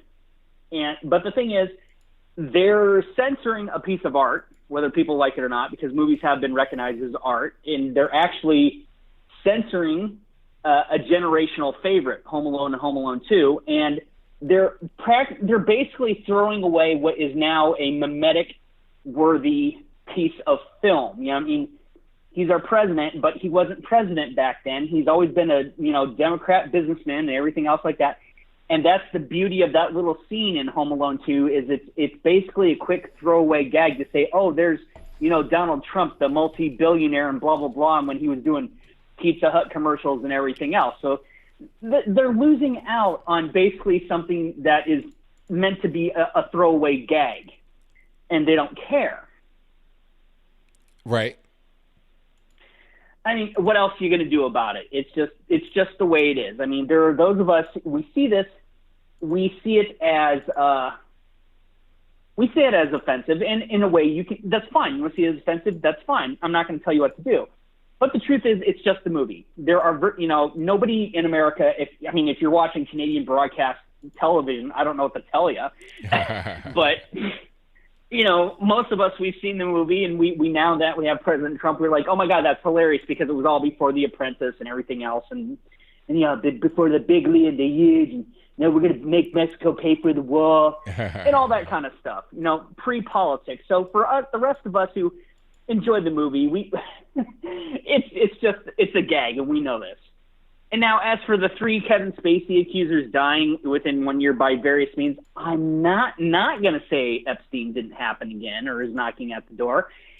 I really don't know what to say about that. I mean, we've had weirdness from Hollywood for many decades. You know, hell, even Superman, played by George Reeves, was considered suspicious, but I don't really know what to say about that one either. And Washington Post defending Ralph Northam. Washington Post, they're a bunch of liberal, fill in the blank, you know, use whatever derogatory term people want to use out there. They're a joke. There's a reason that people don't trust them. There's a reason that people go to you and Six Hex and Hammer, Razor Fist, even Tim Pool and other people that are on the internet of various types to get various sources of information and opinions. And hell, even my mom, who's now pushing 75, she watches more people on the internet than she does the mainstream media, with the exception of the Channel 6 News here in Davenport. Right. She's finally, you know, she's realized, it's like, hey, this is a bunch of crap. And I said, well, yeah, it's not the same as it was when back in your day, but, you know, information travels vastly different than it did back in the 60s and 70s. And, you know, people wanted their Freedom of Information Act and transparency. Here's what it is and how, you know, everything else. And now people aren't liking what they see. And really, Blackface antics, what was he, Al Jolson? Come on.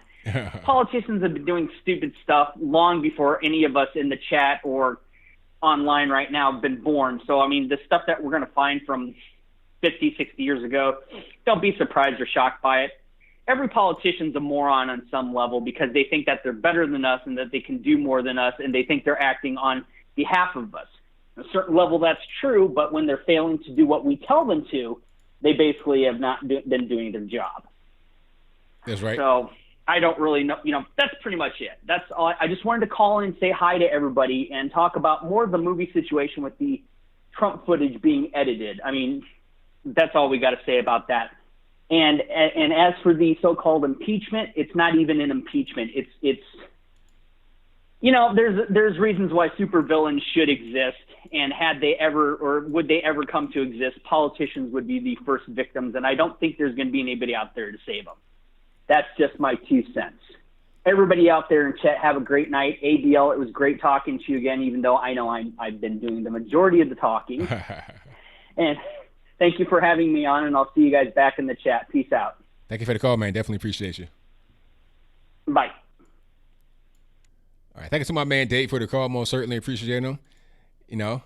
That's my man right there. Let me get to the next call. Oh, if you guys don't know, the number to call is 434-658-1220. Again, 434-658-1220. If you want to get in through Skype and be right here in the bottom left-hand corner of the screen, there's an email for that in the description box below. Add me on that, and I get you right there as soon as I'm able to. But let me get to the next call. All right, call you on the line, 857. Who am I speaking to? Yeah, this is Ivan, man. All right, Ivan. How was your Christmas? Oh, it was great, man. How about yours? It was good. Right. Hey, tell me something positive about California, man. Oh, I said it in the stream. I said it's a beautiful place. Yeah, but besides just being a beautiful place. I mean, what you want me to say? It's a beautiful place. That's it. I mean, nothing else. There's a lot of great people there. A lot of great people. Regular everyday people. Is the largest economy in the U.S. Oh, that's nice. That's a fact, right? Oh, that's great. And that's great. California created most of the jobs in the United States, most of the entrepreneurs, most of the venture capitalists, most of the investors, most of the pretty much inventors go to California. Pretty much California is all. If California goes, the United States will go. Is California also in debt? No, it's not in debt. It's in the surplus. So that's not true. It's not in debt. Okay, so what's up with all these? That's a surplus. Why are so many people out on the street homeless? In tents, well, I mean, doodoo on the ground, needles. What's going on? But California has that problem in the 90s. It just pretty much it's in the tipping point now. That's in the 90s. I remember going there, and then there was a lot of homelessness.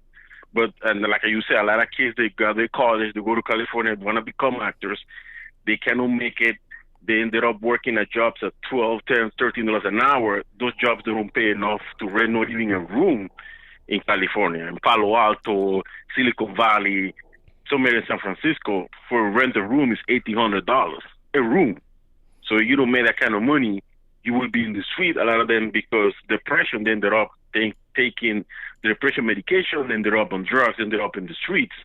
Plus you have the homeless that travel from other states due to the weather, the good weather that's in California. So that's one thing. So, like I said, this is a problem that come from the 90s, just erupted now. They shut down a lot of mental hospitals because they feel like they want to keep it open. Budget cuts. I remember when Schwarzenegger was the governor, he did a lot of budget cuts during the Bush years. But during the Bush years, there were a lot of cuts for national programs. And California was one of them. So now you have all those people homeless in the streets doing drugs and doing whatever. But this notion that it's just bad and Trump tweeting it's just nonsense. It's like it behave like a little child. That's what it is. But you must admit that the homeless problem in California is really just crazy. It's the biggest. Yeah, wait a minute. It's the biggest homeless problem in the entire nation. I just explained you why. But so you do admit that. So and also the drugs. So okay, you said that they're homeless because of whatever. But why are there so many drugs just allowed to flow around? They don't even prosecute these crimes. And shouldn't you be getting the drugs off of the street due to how dangerous? Wait a minute. Wait. Shouldn't the drugs be off of the streets due to how dangerous the drugs make an already bad situation out there in the homeless areas? Okay, I'm going to respond. One of the problems that is nationwide, during the era of the crack cocaine, was considered to be prosecuted as a criminal case. You was smoking crack, you will put away. Now, heroin is considered to be a disease, so they have the mental illness people. So they cannot arrest them. Well, what about all the meth? Illness. What about all the meth? But that's what I'm saying, math, it's math, whatever you do. I mean, as long as you're not distributing, if you consume it, it's supposed to be considered mental illness. So when people have mental illness, where did they go? Where did they go? Okay, how about this? Where did they go? Where did they go? How about this? I think they should go to jail. Do you agree? Yeah, I mean no, I don't know. I don't know what is the solution. I told you that before. Okay, they should so go to you don't know overcrowded jails with people with mental illness. That's what you're gonna do. Nah, I mean the problem is that the drugs being consumed are illegal. So if you break the law, you go to jail. It's very simple. But because they didn't want to make it like the crack cocaine epidemic, they didn't want to do that. So what they say is considered to be a mental illness because a lot of them, they come from pills like Oxycontin, Percocet. That's why some of those guys went to jail. So should they go to jail? Patient to take these drugs. No. The CEOs that were pushing these drugs, because the consumers, they should. Why you should blame the consumer when the doctor is telling you to use them? No, I mean the drugs are being consumed illegally. There are some drugs you need for people that actually have the problems. Like you have actual chronic pain sufferers that need some of these legal drugs. Now, if the person is abusing the drugs or selling them, then that's a different story. If they're prescribed, wait, I'm not finished. Not finished. If they are prescribed the drug and they're taking it, then that's one thing. But if they are stealing the drugs, getting them from China, Mexico, stuff like that, and using them and selling them, that's a whole different story. That's illegal. You can't do that. They've been studied that they started taking medication, painkillers, and because now the restriction on painkillers, they became so addicted. That's what they're doing, heroin and meth. Sure, if they catch you dealing drugs, of course you're going to go to jail. If they catch you selling, you're going to go to, but they catch you consuming, it's considered to be a mental illness. When people have mental illness, they got to go to a mental hospital. If the mental hospitals, they're closed down, this is a problem that they did not being calculated. This some of the problems in 1994, I told you, hasn't been calculated, has to be addressed. Of course, has to be addressed. We're going to have to find mental hospitals. Maybe you're going to have to have more voucher for housing that's been caught by the by the Trump administration. It was being caught. They caught the voucher programs. So a lot of these states, they're going to come up with their own money, and to make it worse, Trump is saying that this is their problem. He's the president of the United States. So he's the president of California as well. He's the president of New York. He's the president of every state in the United States. He's responsible as well. Why you keep saying, "Oh, that's your problem," like it's not their problem, like it's not his problem? Well, I mean, wait a minute. Well, there are. Wait. I'm gonna answer. So you're talking for a while. There are some things that Trump wants to do, but California is preventing from being able to happen. Like the whole thing with ICE trying to deport people that are illegal, like criminals, people that are engaged in human trafficking, drug trafficking, stuff like that. California says, oh, we have sanctuary cities. We're not going to participate. We're not going to cooperate with ICE trying to get these drug traffickers and human traffickers, people that rape little kids, stuff like that. We won't cooperate with that. So all the drugs and all the child abuse and rape will continue from people that are here illegally. So when you say, wait, I'm not finished. So when you say, oh, well, Trump's blaming them and he's saying it's your fault, is that and the third, he can't do everything. If they're not cooperating with him, then what is he going to do? Okay, let me ask you. I don't think you understand what Tennessee is. Let's say if you get arrested. Let's say you're illegal. The police pull you over and they find you drugs. You're illegal. Don't you think the police going to arrest you and you're going to be put in jail and be deported? Wait, I don't understand what you're saying. You're driving a car. You're illegal. You got drugs. The local police stop you, arrest you, put you in jail. Don't you think you're gonna be prosecuted and sent back to your whatever country you came from? Do you think it's not gonna happen? Well, it depends because the local police can't deport you, can they? It has to go to the federals. So the local police cannot deport you, but they put you in jail, and ICE is in jail, and ICE will take you and send you back wherever you came from. That's not what you're talking. You keep saying these things that they're saying for news. What they say? What are you talking about? That's not how that works. That's not how that works. You think if it's a drug? Sir, that's not how that works. Police pull it over. Sir, look. The police gonna Quiet. Now, when you get arrested, you got a thing called due process. a trial and whatnot. And you got to do process. Yeah, you got a trial. Yeah, you can't just get deported right away. You know, that's not how these things really work. There's a whole big process. Then you go to jail and then you get deported. You go to jail, and in jail, ICE is there. ICE is in every jail in the United States. Santos City or no Santos City, it is there. So that's not true what you're saying. Now, what when you're saying is, let me explain. No. I'm gonna talk. I'm gonna talk my show. I'm gonna talk. Now, here's the thing.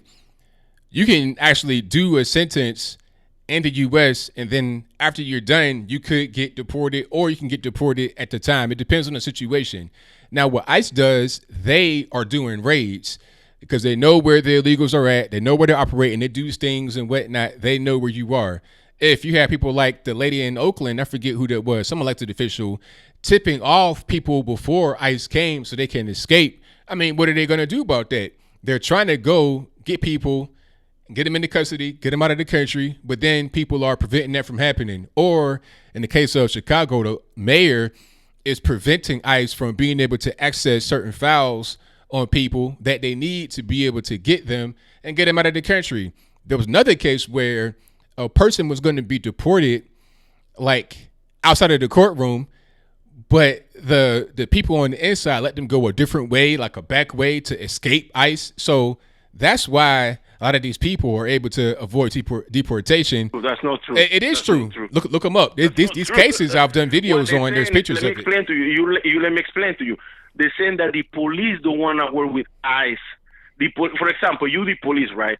They say somebody get arrested for drugs, an American get arrested for drugs, and then they don't want to be going searching. Do you want the police be searching for the illegal aliens, or you want ICE to do that? What? Do you want that? So they don't want the police to collaborate at that level because they're saying, well, if somebody that is illegal sees somebody killing another person and is a witness, they will move forward because he might be afraid to be deported. That's what in Boston, like, no, we don't want to have ICE. We don't want to have ICE working with the police, looking for people. They don't want that. They don't want the police supposed to protect. Like, let's ICE do that. And let's look for criminals. Like I say again, if the police found, if in California police or Los Angeles or whatever, find somebody like a child or whatever, or a drug ring, don't you believe that they're going to arrest them? Or they say, oh, you guys are illegal, go home. Then we arrest them. They go to trial. I'm pretty sure they're not going to give them bail. They will hold them. All right. They will hold okay. them. They're well, going to find that information. You're over your time. Thank you for the call. Deported. All right. Thank you for the call. They will be deported. So whatever you're saying is not true. All right. Thank you for the call, man. Definitely appreciate you. Right. All right. I don't know what he was talking about at the end there. Like, okay, ICE, they're going to do raids, right?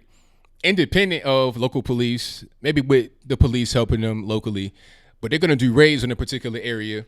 If the leadership in the area, like the mayor, the governor, whoever, are blocking them from being able to do that or tipping people off and saying, hey, ICE come in, escape, then you're just, killing their whole plan. If the mayor is preventing ICE from being able to access certain files they need to be able to do their work, then what are we doing? They can't do the job effectively. You're blocking ICE from doing their things. That's called a sanctuary city. These places exist. And what ends up happening is that these illegal aliens are allowed to commit their crimes and do whatever they want to do. Human trafficking, drug running, whatever they want, because they're not going to get deported. They're going to be pretty much protected by the local leadership. Very simple. Ain't nothing else to it. All right, let me get to the next call. 605, you're on the line. Who am I speaking to? Hey, Anthony. Hey, what's going on? Oh my God, I can't believe I got through to you. All right, I got. Hold on. I got a little bit of background noise. Can you turn the speakers down in the background for me, please? Actually, I just did. I can't actually believe I got through to you. All righty. I actually wasn't expecting. So, hey, I'm glad I actually got through to you. Hey, I wanted to talk to you a little bit. I didn't get to catch you the entire time. I tuned in a little bit late, and I missed a little bit of what was going on last week. So my main question that I wanted to come at this with was the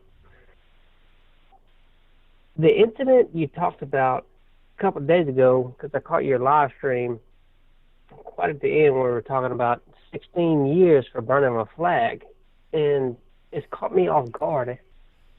Because I know about the whole burning the American flag and everything like that, and I take it personally. I watch it all the time and everything like that, and then I saw your episode, which I didn't actually catch the news, and it was the first time I got to see what actually happened. So this guy gets 16 years for burning the flag. I know it was old news because you already did this, but to me, this happens on a totally different level. So I served for 20 years, and the American flag kind of represents me. I'm retired. And so if you want to look at it like... Oh, he don't go. It wasn't me. I didn't do that. The phone, it just dropped connection. But shout out to the caller. Hopefully he'll be able to call back in maybe. But I got to get to the next call. Sorry, caller. That wasn't my fault. It just lost connection. 734, you're on the line. Who am I speaking to? 734. Hello? Yes, who am I speaking to? Can you hear me, caller? Caller. All right, caller, I don't know what's going on. But to anybody that's calling in for the first time, maybe, a couple of things. Have your background noise off, please. And also, talk to me on the phone. If you're trying to talk to the stream, it's not going to work because there is a delay. So do not talk to the stream. Just talk to me on the phone. 734, you're in line. I'm speaking to. What's up, ABL? It's Antonio from Detroit, man. You remember me? Oh, yeah, man. What's going on? Yeah, man. That guy you talked to was an idiot that always called and challenged you and lose. I don't know why he called you and trying to debate you.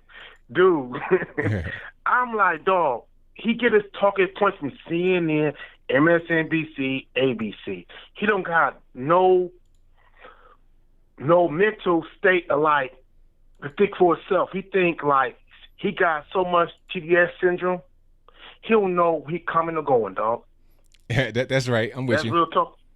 That's real talk for me, dog. You know, I'm the guy from Detroit. It's ex-blood. Right. I want to let you know, dog. I got my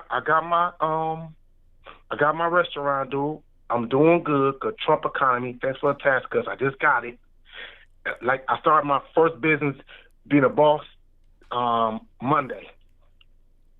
Okay, excellent. I'll tell you about trying to get that promotion, get that raise. Yeah, this guy, I don't know what's this guy. This guy's such an idiot, dude. I have no idea where he get his thoughts from, dog. He just like dumb. I'm sorry to say that. He just dumb. I'm keeping 100 with you, dog. No, I'm from the block. I'm keeping 100. Like, dog, why are you trying to challenge ABL and you always lose? I don't get it. I don't get it, man. I don't get it, man. These libtards, leftists, think they so smart and they so dumb at the same time, though. Real talk.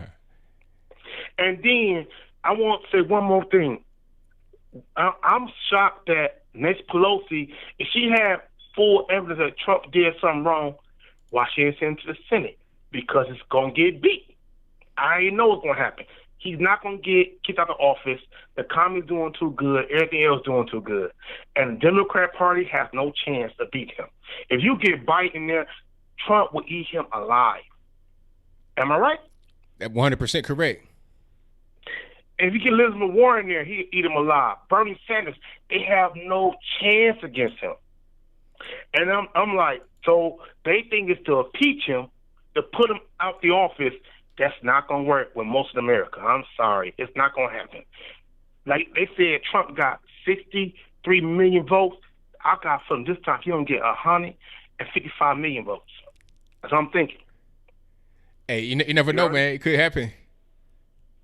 It could happen. I know it's always going to happen. I know it's going to happen because, see, Trump is, everybody mad at Trump because he's not the straight Christian type.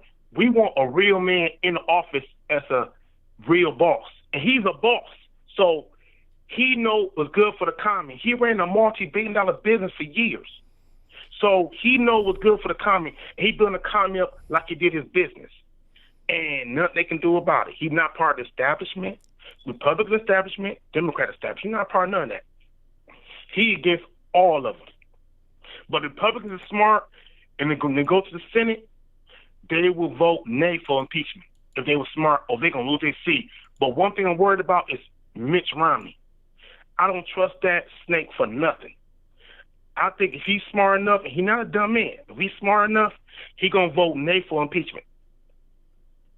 That's right. You feel me? Yeah. Because he's going to lose his seat in Utah. He's going to lose his seat because everybody got these new Republicans coming in. I'm looking online. I see new Republicans coming in that won't be around his seat. That's part of Trump's agenda. And he will lose that seat if he vote for impeachment. He vote. I don't care what anybody say. Democrats better not vote for impeachment. They're going to lose their seat. Everything. I think we're going to get the House back and more seats in the Senate. That's what I'm thinking, and that's what I pray about, and that's what I see. You feel me, dog? No doubt. No doubt. That's why I want to call you and let you know that I watch your show. I'm a big fan of your show. And, dog, you keep it 100, dog. But I'm going to let you go because you got a lot more callers, dog. So I'll holler at you later, man, all right? All right, thank you for the call, man. Definitely appreciate you. All right, peace out, blood. All right, Bye-bye. peace. All right, shout out to the caller. Most certainly appreciate him. Hey, the voting, the Trump totals, when you see how many votes he gets, it's going to be a lot more than last time. The black vote's going to be crazy. All the votes are going to be up. You know, Lefty talking about, oh, Trump's this, Trump's that. But even a guy like Michael Moore had to admit that Trump's going to win. Even Michael Moore, I mean, even if you have Trump derangement, but you know what? I think people's Trump derangement syndrome was going to be heightened by Trump winning, which is going to be hilarious to me. You know, some say, oh, you shouldn't laugh. Why not? I'll laugh at it. Let me get to the next call. 603 on the line. Who am I speaking to? Hey, this is Jay from New Hampshire, First Fire 508. All righty. What's going on? Yeah, I agree with that last caller. It's Pelosi will not release the transcripts to the Senate, and it's because Paul Pelosi Jr. has made a career off his mother's political statute. Basically, shortly after his mother became Speaker of the House, Paul Pelosi Jr. was hired by a foreign Ukraine oil company as a strategic planner, and he was on the board of the energy company. And Biden, he was interviewed in Des Moines yesterday, and he said that he will defy subpoenas if called on by the Senate during an impeachment trial. So they are shaking in their boots if this goes to the Senate. Oh yeah, 100%. Yeah, that definitely be a real problem. But see, my thing is, okay, why would you be so afraid that it's going to go to the Senate when you started the whole process?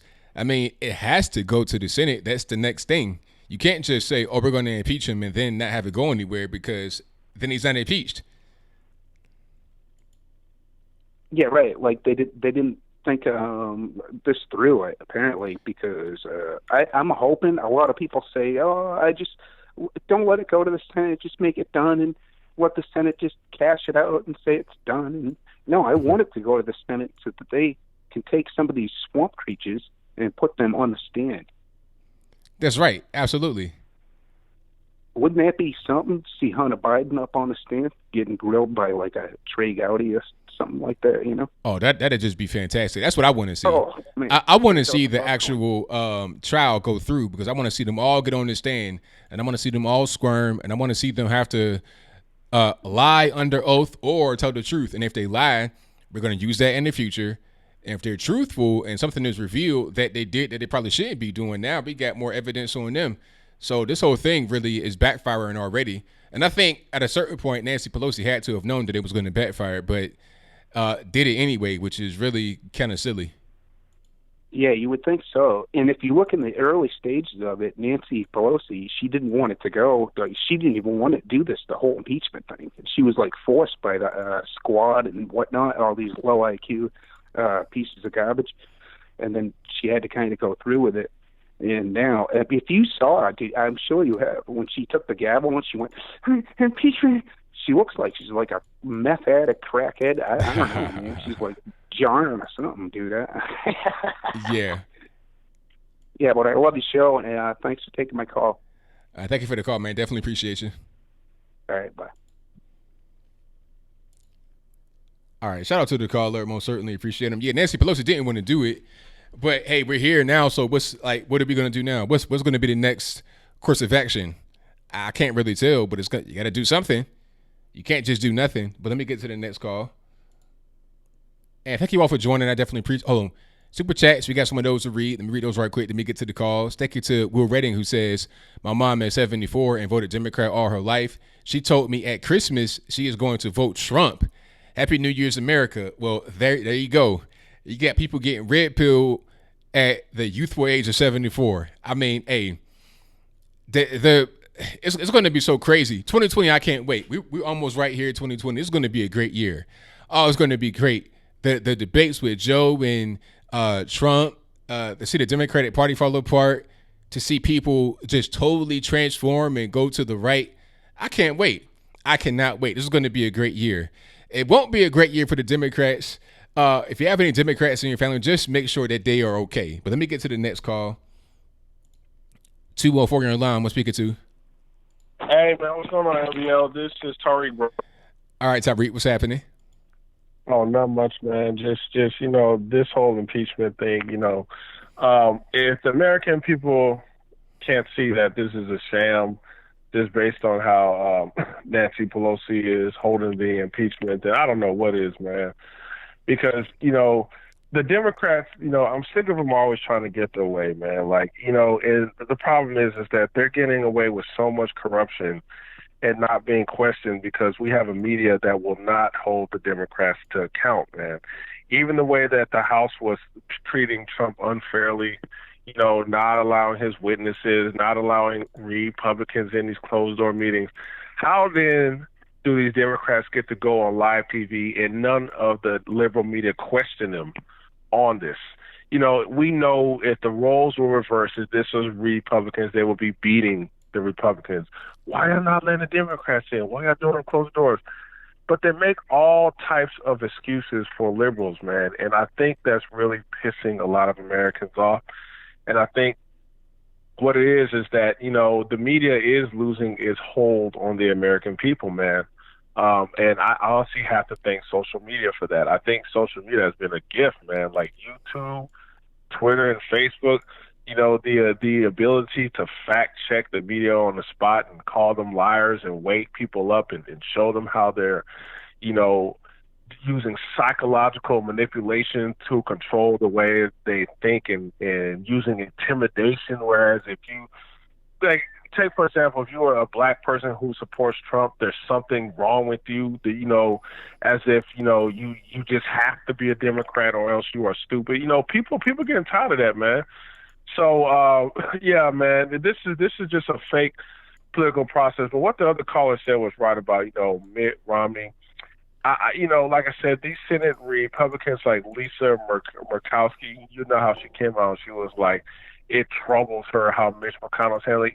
This, like I said, these Republicans like her, they make me so sick because it's like, sound bites like that gets ran by the liberal media to show that there's some type of dysfunction in the Republican Party. Therefore, they try to use that soundbite to influence Republican voters. And it's like these stupid Republicans can't see that. Like every time they come out against Trump or McConnell, like, well, I just wish they could be unified like the Democrats. Like, why can't they just be unified across the board? This whole impeachment is a sham. From day one, they wanted to impeach him. The way they did it in the House was corrupt. We're not buying that. Like, I wish they can do that. You got some like Chuck Grassley where I'm just going to be a judge. Like, I'm just going to be, I'm just going to be judging it. Like, why can't they just be firm and say, no, this is corrupt? Like, that's what angers me about it because we see these stupid articles and then it gets reported on the media, cracks in the Republican Party. And what I think is what's going to happen, because what I'm hearing about this witness thing is that all they need is 4 Republican votes for certain witnesses that the Democrats want. And I honestly think the Democrats are going to get their way. They're going to have stupid Lisa Murkowski be one of them. Then you have Trump-hating Mitt Romney, Trump-hating Susan. Well, I don't know Susan Collins. Susan Collins just gets on my nerves. Like, I liked her during Brett Kavanaugh, but then she reverts back to talking crap only about Trump and acting like the Democrats aren't doing anything.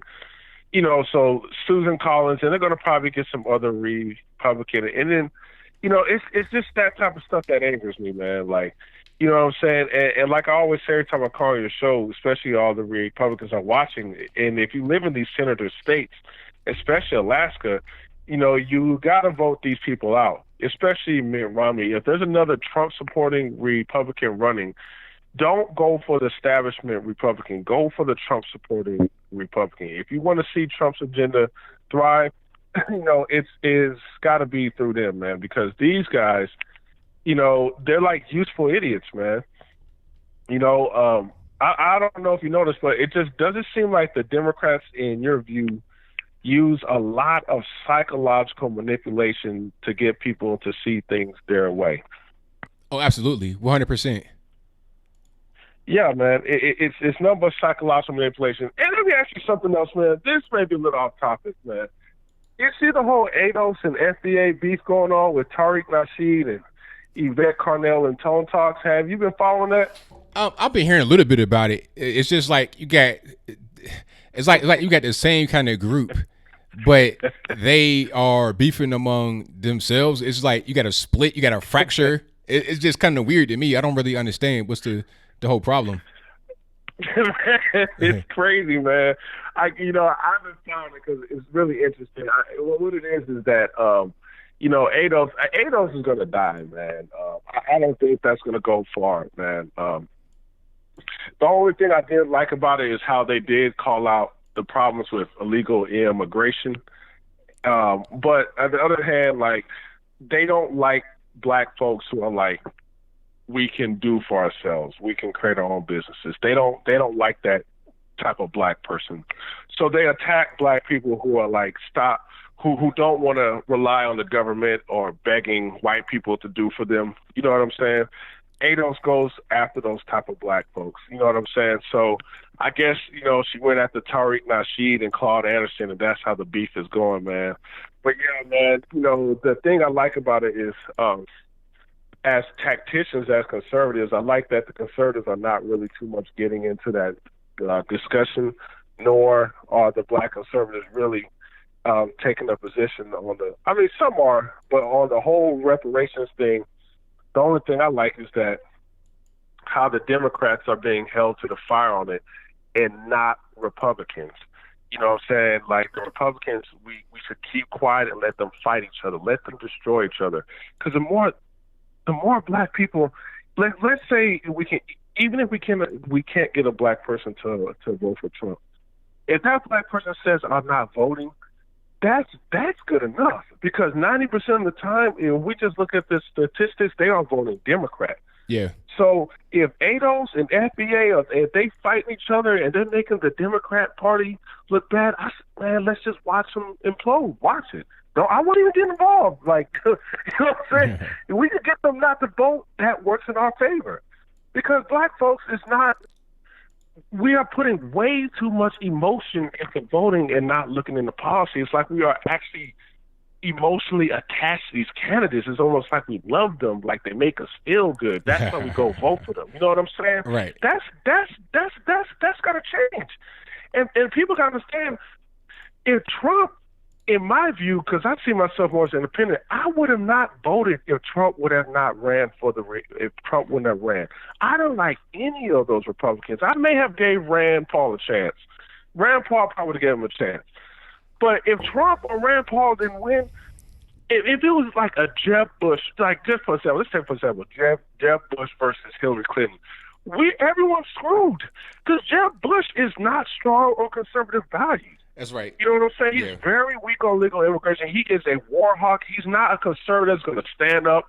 You know, you think Jeb Bush is going to fight back when men are being called rapists and toxic masculinity and all that? You think, no, he's going to buckle and fold.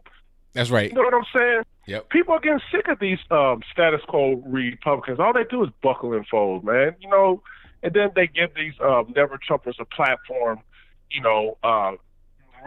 Republican talking, you know what I'm saying? Try to introduce them as a part of the Republican Party to some unicorn.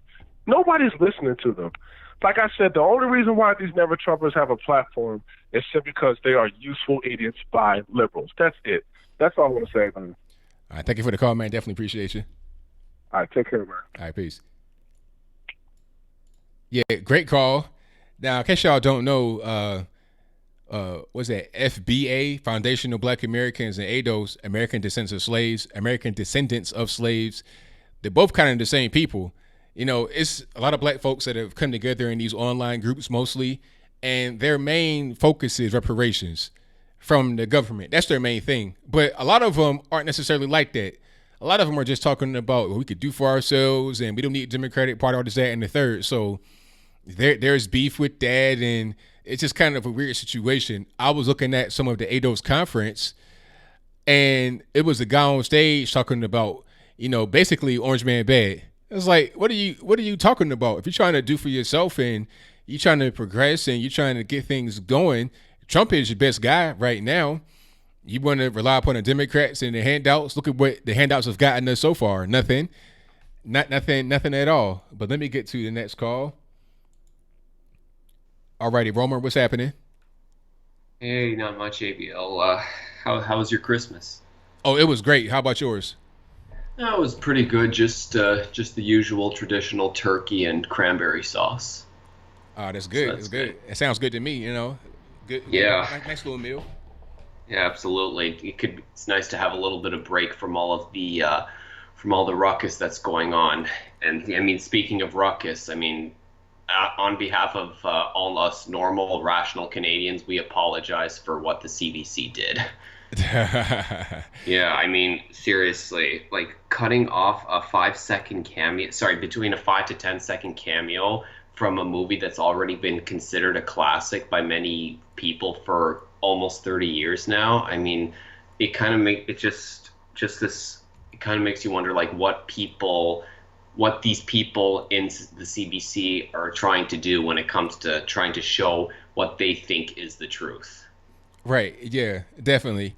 And it seems like it seems kind of like Joseph Stalin when he would, airbrush enemies out of pictures. It seems kind of like the same thing. Oh, we don't really like Trump too much. Just take him out of the picture. And, people say, oh, it was because of commercials. Well, you can cut other things out of a movie to make room for a commercial, but not a scene with Donald Trump in it because it's a pretty famous scene. It's spoken about all the time. So why would you cut that out of the movie? It doesn't make any sense. It's just exactly seems pretty petty. The scene itself isn't even political. All it does is just show him showing a kid directions. I don't see what's wrong with that. Exactly. I mean, isn't that supposed to be a good thing? We're supposed to be helping kids find their way whenever they're lost. We're supposed to be. It's supposed to be a good thing, but some people don't see it that way. Yeah, and I also wanted to get back to like what that Ivan guy said in regards to how California isn't poor. I mean, if California isn't so poor, then how come a recent article that just came out, Tim Pool covered this actually earlier in the day in regards to how Democratic states it's now been proven that they have more homeless people than Republican states. Yeah. Oh, yeah. They have I think it's 20 to 25% of the entire nation's homeless population in that one state. So, the thing about California, they're a very big state. So they may exceed in certain economics because of their size, but also they exceed in a lot of bad things, a lot of mismanagement of money, a lot of debt, a lot of corruption, a lot of problems. Right, and then there was that other troll. What was his name? I think his name was John. He mentioned something about how Trump, like the usual Trump derangement syndrome stereotypes of misogyny and sexism. Yet I don't know if you've heard this website that Trump put out. It's called. Let me just pull it up. It's called. Here it is. Snowflakevictory.com. No, I've not heard of that. Yeah, this was actually posted on a forum called, sorry, not a forum, but an app called News Voice, which actually is a neutral platform which allows sources from both left, right, and independent media sources. Okay. And so this website actually talks about like how to win an argument with your liberal relatives. That's literally like the tagline of the website. And they talk about how he's expanding his reach to beyond his base, like with women, Latinos, and Black support. So it's like it's obvious that this guy clearly hasn't been catching up with anything that Trump has been trying to do for the past 3 years, ever since he got elected into office. Like he signed what was called the First Step Act, which allows like incarcerated people to have a second chance at getting a job. And 90% of those people were actually African American who were released from prison. So I'm like, this guy clearly hasn't been reading the other side of news. I'm like, what? Come on, what's going on? Yeah, it's pretty clear. I mean, some people just have a particular point of view, a particular way that they look at the world. And, you know, it shouldn't be like that, but it is what it is. But at a certain point, I think some people that are on the left are starting to take notice and be like, hey, wait a minute. And this guy's, he's doing a few things here, and the media does not seem to be covering it. So I think some people are understanding what's going on. Well, in the end, the left eats itself. I mean, look what they're doing with J.K. Rowling. She says a comment which they view as transphobic to them, and they decide to cancel her. Right. Yeah, definitely. It's all about parasitism. It's all about parasitism devouring itself. And then it kind of makes me wonder about what's going to happen with Canada, because Trudeau won a minority.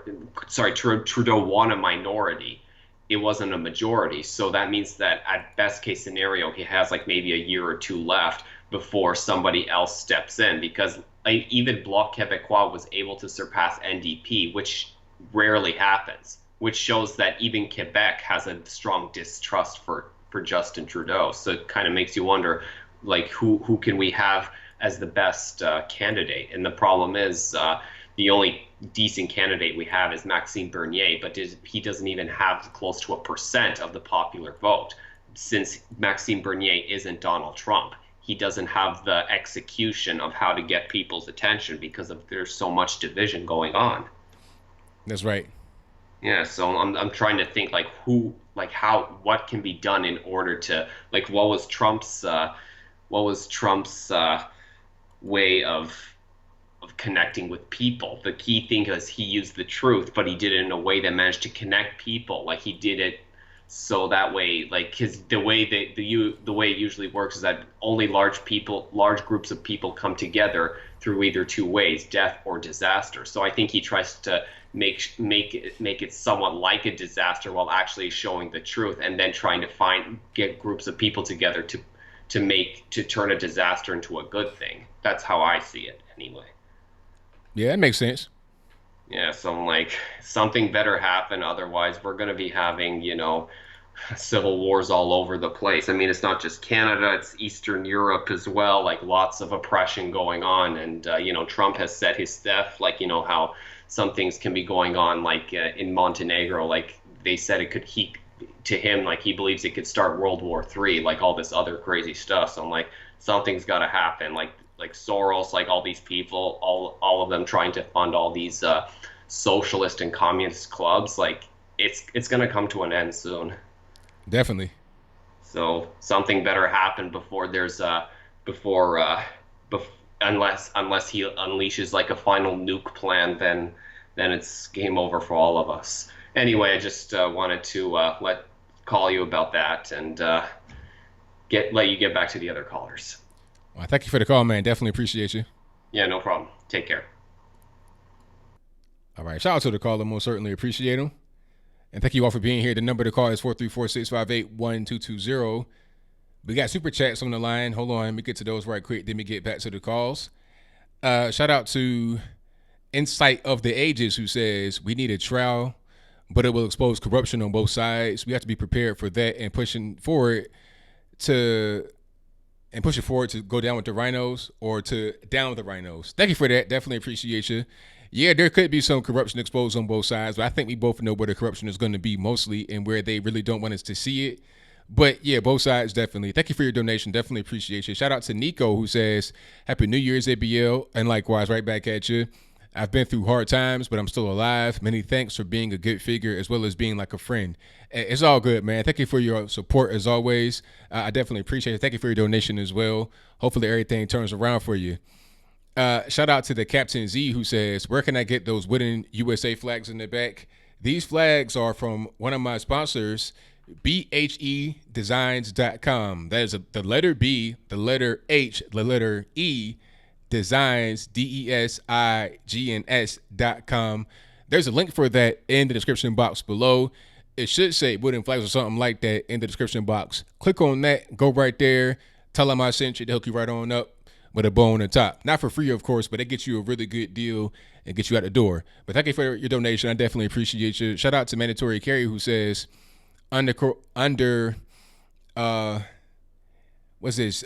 U.S. Code 246 and 311, every sheriff has a duty to command a county militia. The duty, in all caps, to command a county militia. The governors and president have no authority to stop them. Why don't they? The M word, that's why. Very good, very good. Thank you for that. Definitely appreciate you. A lot of the sheriffs in Virginia are saying, hey, we're going to get things rocking and rolling. They're saying that already, so I don't think Mr. Ralph Northam wants to bring the National Guard down there, and I don't think a lot of the National Guard are going to comply. It's going to be a big problem if they try to do this. But thank you for your donation. Definitely appreciate you. Shout out to Stacy who says, did you catch him laughing? I heard it. He was goofing. Talking about that guy earlier with that hard accent. I don't know if that was like a New York, Brooklyn type of accent. But anyway, thank you for your donation. I definitely appreciate you. Thank you to Mandatory Carry again who says, please don't let your friends' TDS become terminal. 3 people really have died of TDS-related complications that I know of. Hypertension, induced heart attacks, and gave up will to live. Wow. Hey, we don't want none of that to happen. We want everybody to stay safe and, take care of themselves. Thank you for your donation, man. Definitely appreciate it. Let me get to the next call here. Let's go to 463 on the line. Who am I speaking to? Hey, this is Paul, man. Good to talk to you, ABL. Hey, likewise, man. What's happening? Hey, I lived in Northern Virginia for a while, and I know Northern Virginia's real class isn't going to stand up for no guns either. But anyway, I think what that guy earlier was talking about in Kentucky is they're trying to pass a bill right now during the holidays, of course, that bans all so-called assault weapons and any magazine over 10 rounds is what probably that guy was talking about. And if they can't do it in Virginia, good luck with Kentucky. Yeah, it's going to be a problem. I don't know, what the status of that bill is, but that's going to have a hard time passing in Kentucky. Yeah, I ain't got too much to add. Most people already know the Trump impeachment is a sham. I started listening to you through my brother Ryan. He's down in Tampa, and I'm from Indianapolis originally, but I've lived in Fairfax, Virginia, and I know how liberal that place is. They had me all messed up in Virginia. I had to get out of there. I hear you. But yeah, shout out to you and your show. Keep it up. I agree with pretty much 99% of the things you say because it's just common sense. But, I don't know who's teaching these kids now, but they better watch out because the brutal world is still in front of them. That's right. It's coming. It's going to hit them like 1,000 miles an hour. They're not going to know what's. They're not going to be ready for it. But hopefully, listen to the show so they can get ready when it's out there and it hits them in the face. Well, thanks for spreading some real news. It's good to talk to you. I'll let you free up your line for somebody else. All right. Thank you for the call. Definitely appreciate you. Yes, sir. All right. Shout out to the caller. Most certainly appreciate him. Okay. I had somebody. I think I'm going to try to get them back. But thank you all for being here. If you like what you're hearing so far, please hit the like button on the video if you've not done so already. And also share the video. Share it on your social medias, wherever you can. And if you're not subscribed, I don't know what you're doing. You should have been subscribed a long time ago.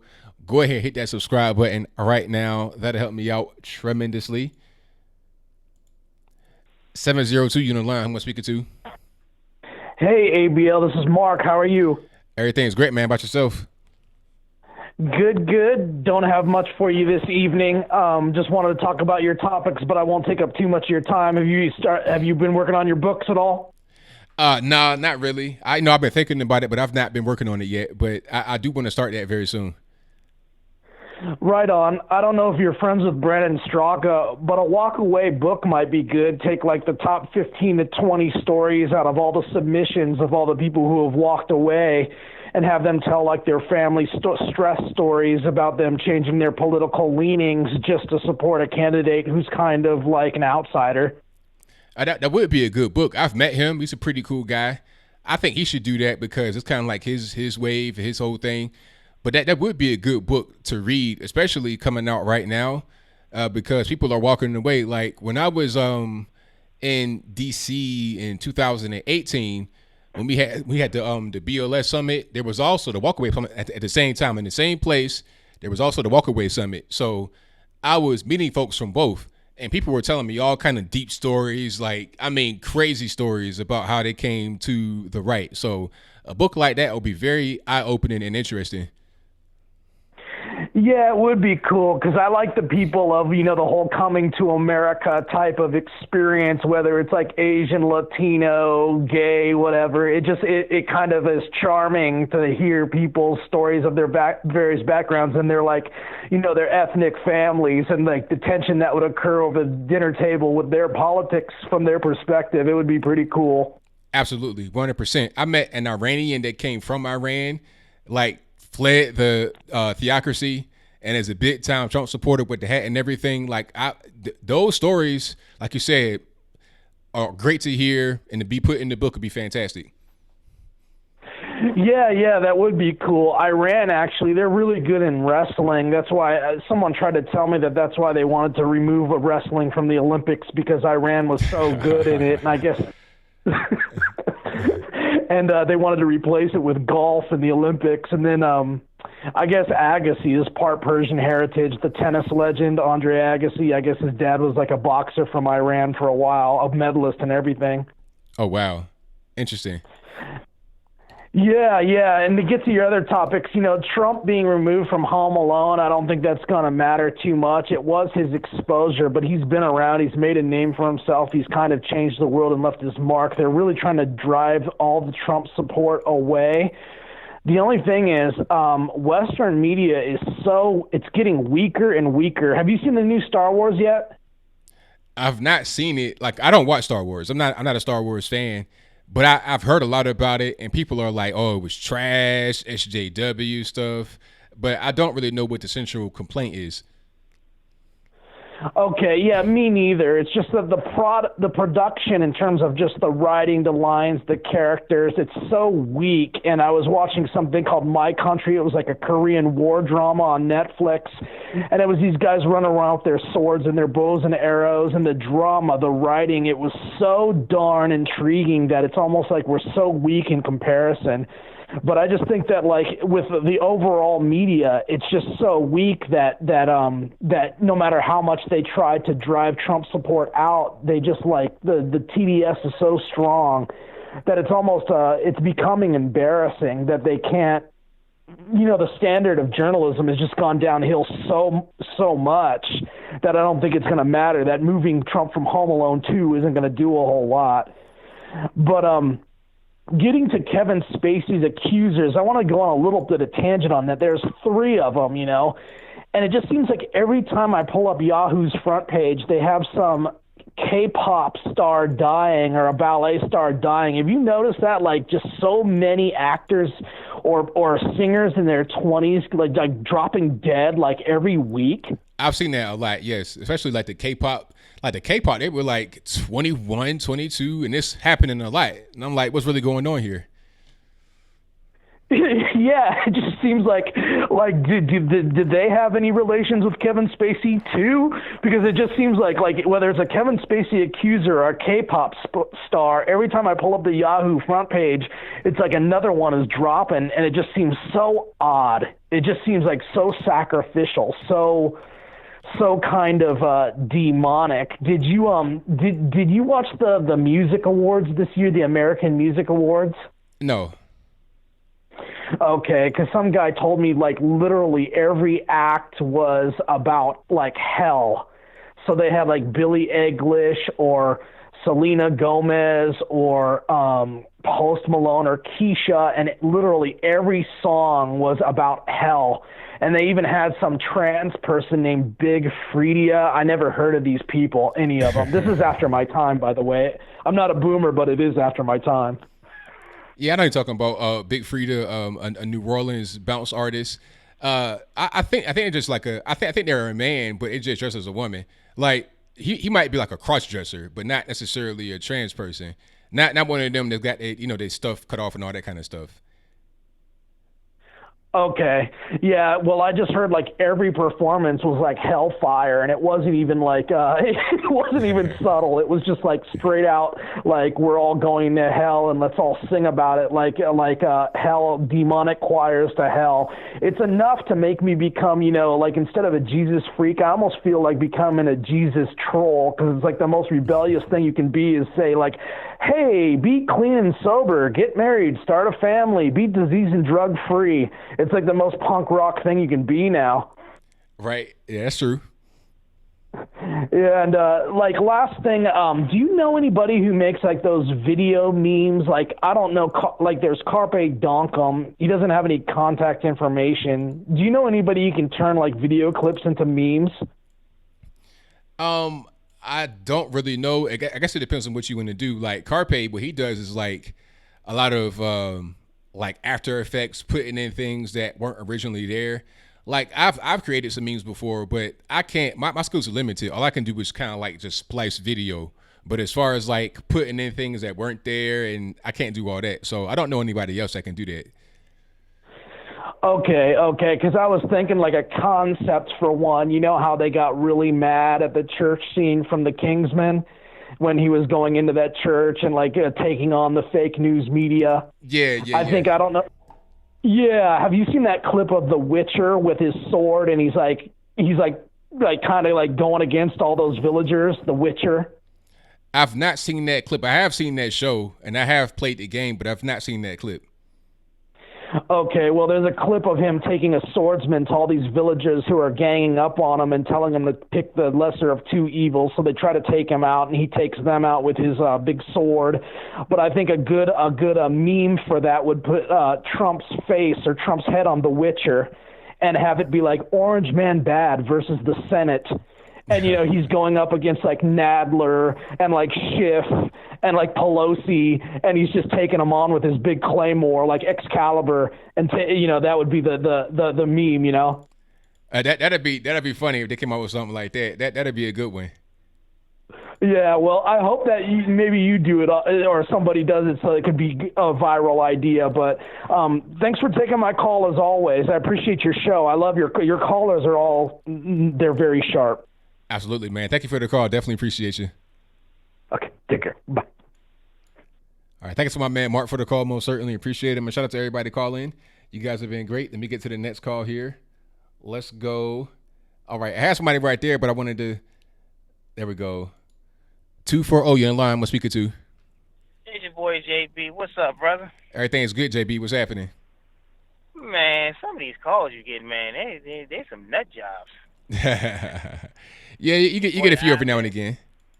Your boy Ivan, he don't know what he talking about. My friend, AP, I need to talk. That do his voice good? You got it. And then that one guy say to me, he painted blackface. He was young. He was 25. No, 25 means you're not. You're a full grown adult at 25. You could have a family, you could buy a house, all that kind of stuff at 25. Like my parents, exactly. My parents were married and had me at 25, and they've been married for 4 years before I was born. So 25 ain't no baby. My dad was 25 when I was born. I had a 7-year-old when I was 25. So right. Yeah, yeah, I was an adult, willingly and unwillingly. I was an adult. That's right. You know what I'm saying? Talking about, well, it's okay. You mean too hard? Okay, I'm telling you this. Look, if Trump was in the blackface, they would crucify him. Straight up, no way to look at it, they would crucify him.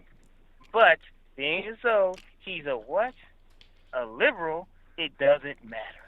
And this is the thing people don't have. Just like it's like we use the N-word. We can't get mad at a white person calls the N-word if we're using all our rap music. But yet, all these rappers use the N-word, all the rappers. But you get offended. Why you gotta do it? If you're gonna stop it, stop it right across the board. Straight up, that's the point in discussion. I'm sick of everybody getting mad over that word. Who cares? I know I'm not one. ABL, are you one? Not at all. You know you're not one. So exactly. Why would you feed into it? You give it progress when you get mad and punch you in the face over it. You sound stupid. But yet, you use it all day, every day, talking about other black people. But it's okay you do it. See, you can't double standard. Either cut it off for everybody or don't care. Right, exactly. And that's my whole point right there. And then back to this whole Nancy Pelosi talking about I have stuff on Trump. No, you don't. If you did, you would have used it. Sorry, baby girl, you don't have anything. Looking like the scarecrow standing up on top of this, talking to everybody. Well, I will not go with them to the Senate. You know what I'm saying? I'm sick of it. You know what I'm saying, though? And I'm sick of everybody putting these double stands out here, how they're being held back from everything. No, you hold yourself back. And if I hear another black person talking about systemic racism, no, systemic racism is like this. If you believe it's popular, then you make it popular. Am I right, ABL? Absolutely. So we make things hard for ourselves when we give it relevance in our lives. If you think somebody's holding you back, you're going to get held back. I ain't getting held back. Sorry, sir. Whatever. Am I right? That's right. So, okay, before I leave, so what'd you get new for the PS4? I didn't get anything new for, like, aside from the VR for the PS4. Nah, okay. But the VR, I'm liking that a lot. You know, people coming over. You know, they really enjoying it. The kids, kids, they really enjoy it. It's fun. It's a whole lot of fun. It really is fun. I like the boxing, and I you know what I'm into now. You're gonna say I'm about to abandon I'm on the PC thing, man. The graphics are so much better. Oh yeah, I got PC. I got PC too. That's kind of like I got some games on PC because they always got sales on Steam and everything else. You can get free stuff. So yeah, PC. That's definitely a good platform there. Yeah. I got the Alien software. I got my son. I got him the gamer laptop. I got him an Alien software one with a 10.5. What they call this card? The graphics card. Graphics cards, yeah. Is that pretty good? 10.5. Well, I don't know what the 10.5 is relating to. Because the graphics card. Because the main thing with the graphics card is you want to look at like just how new it is, and also like the onboard memory. Like the main thing is just how new it is, and like the model number. Like I have a GTX 980, I think. It's a pretty good card. Okay, yeah, I'm thinking about upgrading, man. I'm thinking, and then I looked online. I found a used one with an Alien software one, a PC. He said $300. It's rebuilt, and he said he got a brand new graphics card. So I'm looking for the graphics card. But anyway, hey, before I go, man, good job, brother, man. Good show tonight. You know what I'm saying? Those spite little idiots coming around here. Don't hey, we got you, brother. We got you. We'll call them idiots for you, you dummies. Why would you come on a Republican, what's his name, and talk trash? Hey, everybody has their talk trash. Right. Well, all right, brother, man. Keep the faith. Keep loving Jerry Curl Juice, brother. Thank you for the call, man. Definitely appreciate you. All right, peace. All right, thanks to my man JB for the call. Most certainly appreciate it. What I wanted to say for my graphics card, I have a Radeon RX 580, 8 gigabyte. And then also your graphics card, your PC, your RAM, all that kind of stuff. I got 32 gigs of RAM. I have an i7-6700K. I have a Radeon RX 580. And I got a pretty good system in general. Nice airflow, all that kind of good stuff. Mini ITX, a little small box like that. You know, got everything I need in it. I might have to upgrade to a bigger thing if I want to do more film production to get an onboard capture card, but different story. Let me get to the next call. All right, Jordan, what's happening? Nothing much, ABL. What's up? Everything's good, man. What's going on? Nothing much. Just talk about a couple of things before I head out. Alrighty. So the Kevin Spacey thing, I don't know if this was recognized, but we should, what the whole monotone thing that Kevin's doing, what it is him playing the character Frank Underwood.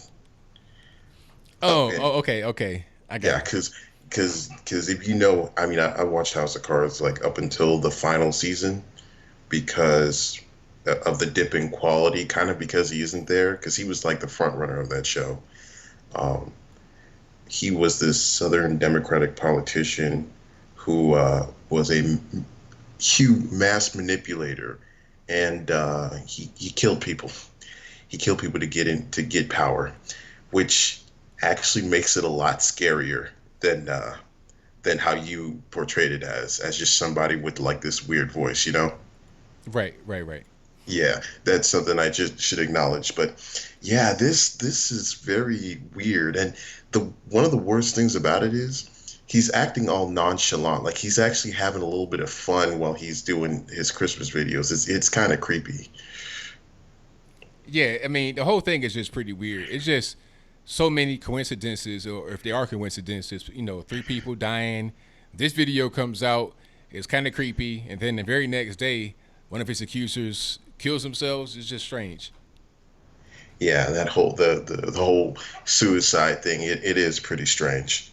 And about the Home Alone situation, part of me wants to say that they're doing this. Like, I don't see a real purpose for them removing that scene from Home Alone 2, other than they just want more people to watch it, and so they have to remove that hallway scene. And you've been seeing that a lot lately. So, for example, one of your callers mentioned the new Star Wars movie, yes? Yeah. Okay. I'm not going to go over the plot or anything or why it sucks and all that, but there was a scene in there. There was in the background somewhere, there was a lesbian kiss, and because J.J. Abrams is woke as heck, okay? And but in countries like Dubai and Singapore, Disney, I believe, had to edit that kiss out. Yeah, they did. I heard about that. Yeah, you start seeing that a lot. And then you have people on Twitter talking about, these woke, quote unquote, woke companies, just giving you little trinklets of wokedom just to take it all away when it's convenient for them. You see that a lot, and I have a feeling that it's just so that people can give money and attention to their programs. What are you thinking? Man, that's a good way to look at it. That could definitely be it. Yeah, because what liberal wants to even see the sight of Donald Trump's orange face and yellow and maybe wig, that in their minds that would be it. Right. But I won't be on long. I gotta head out anyway because I gotta do some stuff. But I will tell you, ABL and the chat, have a happy New Year. Well, thank you for that, man, and definitely appreciate you for the call as always. All right. Peace. Happy New Year's, everybody. Same to you, man. Happy New Year. Mm-hmm. All right. Thanks to my man Jordan for the call. Most certainly appreciate him. And you guys on the drill, the number to call is 434-658-1220. All right, Nippin, what's going on? Oh, this can't be a coincidence anymore. This Kevin Spacey, Hillary Clinton, the hit list. Yeah, I'm sorry, these guys have blood on their hands. Yeah, it's definitely what it seems like to me, for sure. But still, if it wasn't suicide, who killed them? I don't know. I mean, I guess that remains to be seen. Yeah, and then CBC removes Donald Trump's cameo in Canada's version of Home Alone.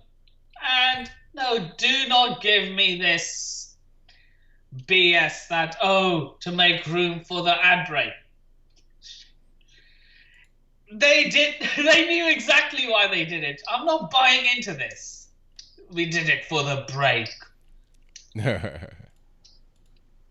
So yeah, I'm not buying into this. And who's WaPo? What? Wow, the blackface. WaPo. WaPo, Washington Post. Yeah.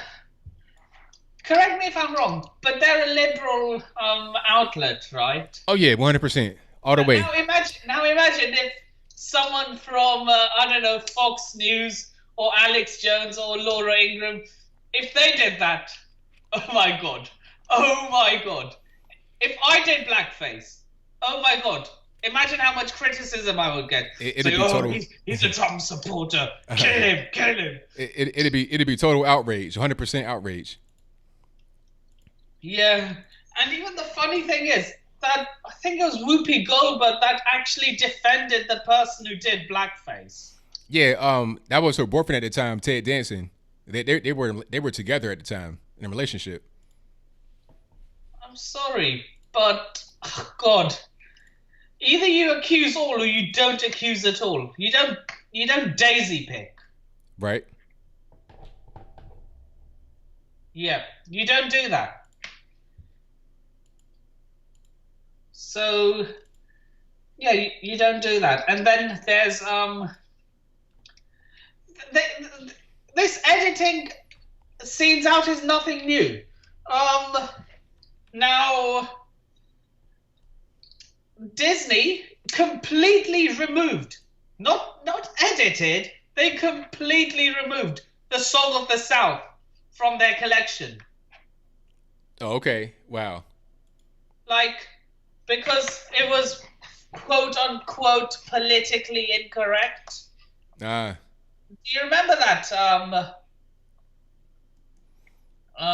Do you remember that movie, Song of the South? No. But yeah, they edited it out.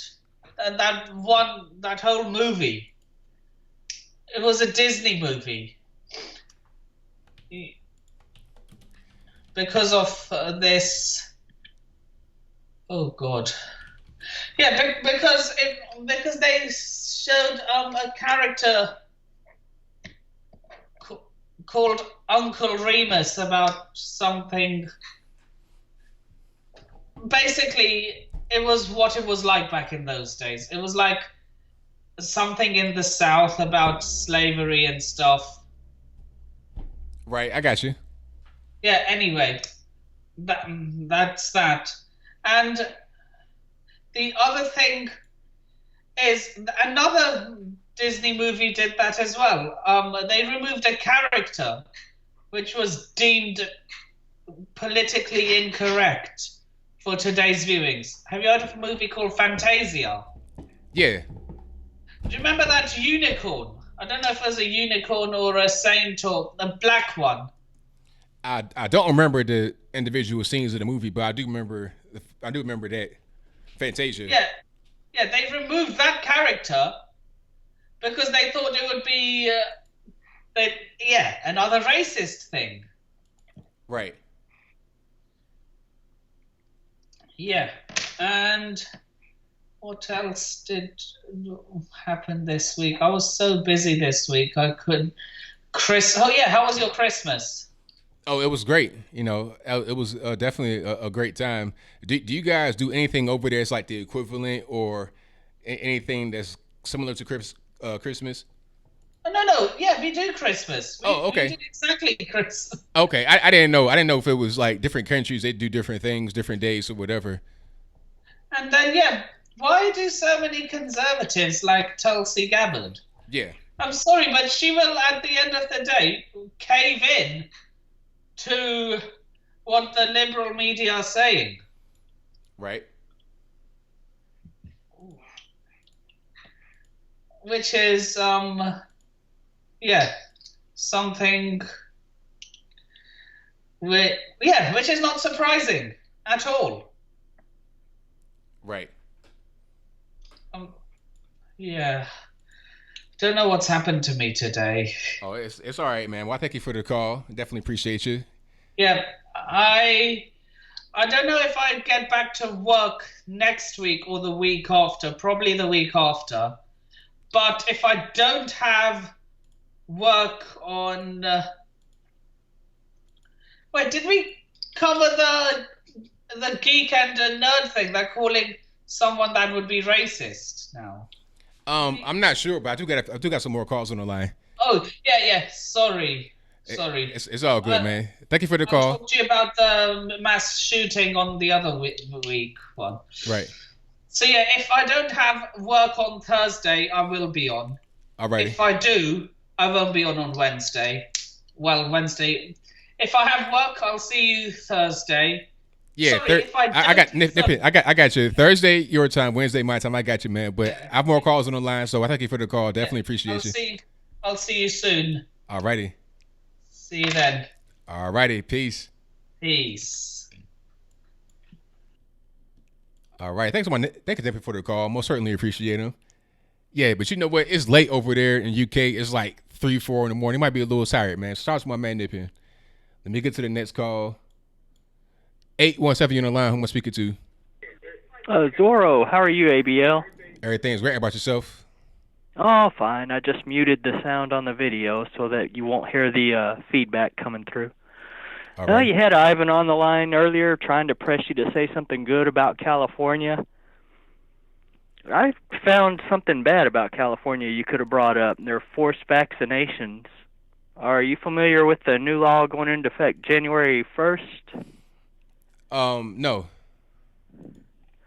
Well, they used to have like personal belief exemptions. Like if you didn't want to get injected with aborted fetal cells, you could object to it on personal religious reasons or whatever. Mm-hmm.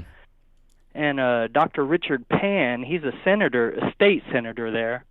He got rid of that exemption. And he said at the time that he still believed in medical exemptions, like, you know, if your kid's allergic, your doctor could write an exemption note or whatever. But I'm getting kind of hot. Hold on, let me take my jacket off. The house was cold a little bit ago. But anyway, now they're getting rid of the medical. Well, they're not getting rid of medical exemptions. What they're doing is they're making them subject to review by the state, like public health officials.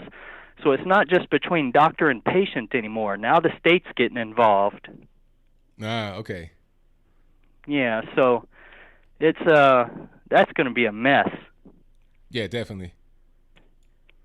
I saw a video of a guy that was temporarily paralyzed after getting a flu shot. And the bad thing about these vaccines is there's no liability. They got rid of liability back in 1986. They created this kangaroo vaccine court, and you basically have to go sue the government, the Department of Health and Human Services or something, and they've paid out billions of dollars in damages.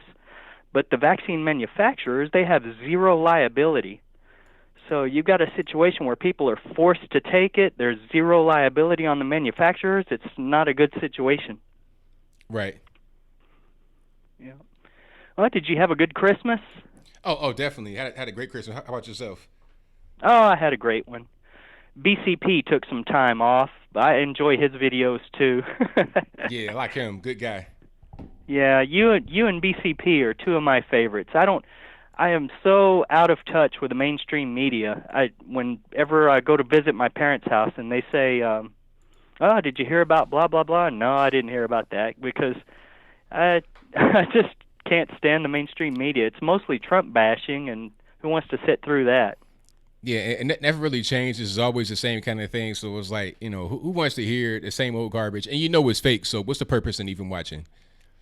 Yeah, exactly. And the impeachment, they keep hammering that like it's something, you know. It's nothing. I mean, she hasn't turned over the things to the Senate. The trial hasn't started in the Senate. I mean, it's like it got stuck on a dead end road or something. Right. Yeah. I wonder if you have any YouTubers that you enjoy watching yourself. Well, I watch like different kind of podcasts. I watch like a lot of tech stuff because I'm interested in tech. I built my PC. I got my home like studio that I built. So I'm into like a lot of the tech stuff. Linus Tech Tips. I watch him. I watch MKBHD occasionally. Anything dealing with camera, audio, that kind of stuff, I'm really into. Well, that's interesting. I heard you mention earlier you got a 32 gig computer. Wow. Mine's 8 gigs, so yours blows mine out of the water. Oh yeah, I have a custom built PC because I do a lot of video editing and stuff, and I want it to be very quick. Like I want to be able to record a video, edit it, and then get it out as soon as possible. So like the PC I have built is really souped up just from my personal specs. I built it myself just to make sure everything comes out the way it's supposed to you guys. I don't want to have any kind of problems where it's messed up, not working, or it's slow. So yeah. No. Well, that sounds interesting. I've recently turned on to a car guy's videos that warns you. He lists his top 5 favorite car manufacturers and then the worst 5 car manufacturers and stuff. And this guy's been a mechanic for over 50 years, so he's seen a lot. I find his videos pretty interesting. Okay, yeah, there's a lot of it's so much stuff on YouTube, at your fingertips. To watch television, it's just kind of hard for me to even do it because it's nowhere near the same. Yeah, exactly. I rarely watch my TV. I watched Wheel of Fortune when they were doing the Secret Santa giveaway thing, to see if my spin ID would come up or something, because then you win whatever the contestant won on the show. But after that was over, yeah, I'm back on YouTube. Right. Yeah. Well, I mainly wanted to bring up the vaccine in California issue and then just, chat with you a little bit. And it's always enjoyable hearing you and seeing your call-in shows, and I enjoy your content.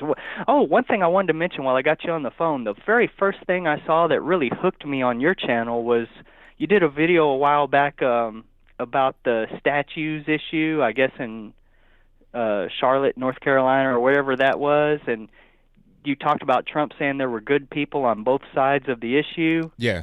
And he was taking flack for that, but you said, well, there are good people on both sides of the issue. I mean, it's argument. Should you remove historical statues or should you leave them there? And so that hooked me. At that point, I thought, wow, this guy's reasonable. He's not hysterical like people in the media, and I've been a fan ever since. Well, I thank you for that, because I wanted to get that out there, being from Virginia, understand the situation. And I saw the media were being very unfair, reporting it inaccurately. So I'm glad you were able to see that and understand where I was coming from. Yeah, that was a great video, and that got me hooked. Anyway, I'll let you go and get to other calls, and you have yourself a good night, sir. Thank you for the call. Definitely appreciate you. All right, bye-bye. All right, shout out to the caller. Most certainly appreciate him. Yeah, that whole thing about Charlottesville, they still run with that whole narrative. Like he was talking about the quote-unquote Nazis being good people is so silly. But that's the mainstream media for you, and that's part of the reason why I'm here is just, go against that whole narrative.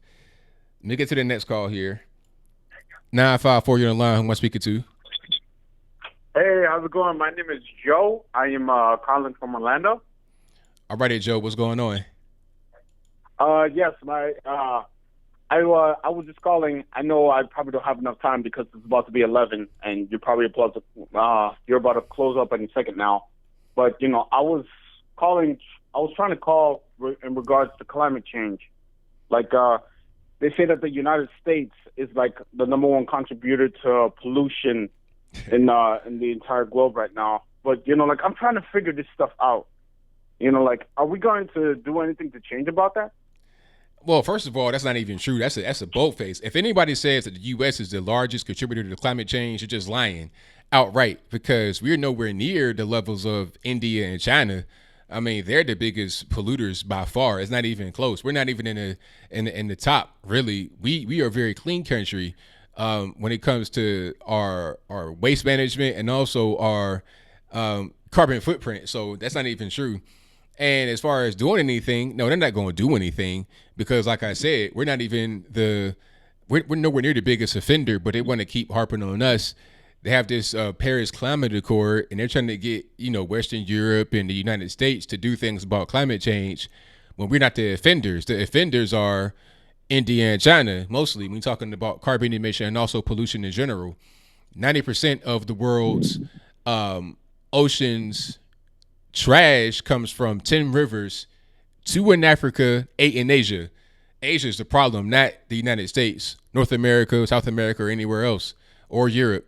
So they're not going to do anything because the countries that actually are making the problem be what it is, if there is a problem to be had, they're not targeting. So they're just trying to target the countries that have money in the West because they think that they'll be able to get it from us rather than going to China where they won't get 1 red cent. Okay. All right. Wow. All of this information, it just blew me off. Okay. This is crazy.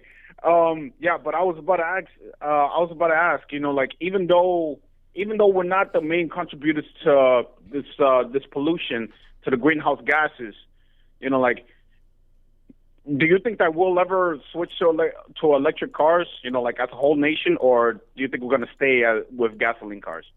I mean, we may go to electric if that technology is, you know, to the point where it makes sense for us to have it. And, you know, but like there are electric cars right now, but the thing is you got to still charge it.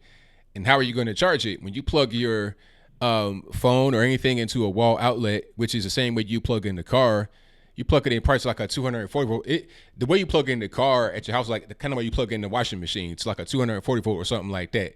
That power comes from a power plant, and these power plants are using coal, mostly, or hydro, but mostly coal, fracking. Oh. Yeah. So you have to power the power got to come from somewhere, you know. So it don't even really matter. Like the only thing that electric car would do is just be low as far as carbon emission itself, but to power the car, you got to have a big time carbon emitter and the power plant. So it don't even really matter. I think the main thing with an electric car is you save on gas. You just save money being able to operate it. And I think at a certain point where it becomes economically viable for cars to be electric and be like $20,000 or less, then you see more of them because you can save money on gas. But it won't really make a difference as far as your carbon emission. Oh man, that's crazy because, you know, like there was a YouTuber, you know, like that I was following. His name was Electro Boom, and, you know, like he said that, you know, like, oh, why don't people buy more electric cars? He says that because they're more expensive and they travel at a shorter distance and they take longer to charge more than a gasoline car takes to refuel. So I guess, you know, like, I guess that's the issue right there. Yeah, I mean, and then a lot of people still have old cars. They don't like electric cars, and they're still like, it's still pretty expensive. You know, like you can get a Tesla for like, I think 25, 30. And then also the technology is not all the way really sharp. I saw a Tesla blow up, like people trapped on the inside. Oh, that Tesla. Yeah, Tesla. I'm talking about like in flames, like crazy flames. Like technology is not all the way there. And in the Tesla, you have the batteries must be cooled in a certain kind of way to prevent from overheating. Like you see in the lithium ion batteries in your vape pen and also the hoverboard blow up. That same kind of batteries in the Tesla. So it's safe, but it's not all the way safe yet, and it's not all the way affordable enough to, you know, be the mainstream. And gas is more easily accessible than an electric car would be. Oh man, that's crazy. All right. But yeah, but that's what I wanted to ask tonight. And I wanted to ask some more questions, but, you know, like this is probably enough time for now. Oh, I wanted to ask one more thing, Mr. ABL. All right, go for it.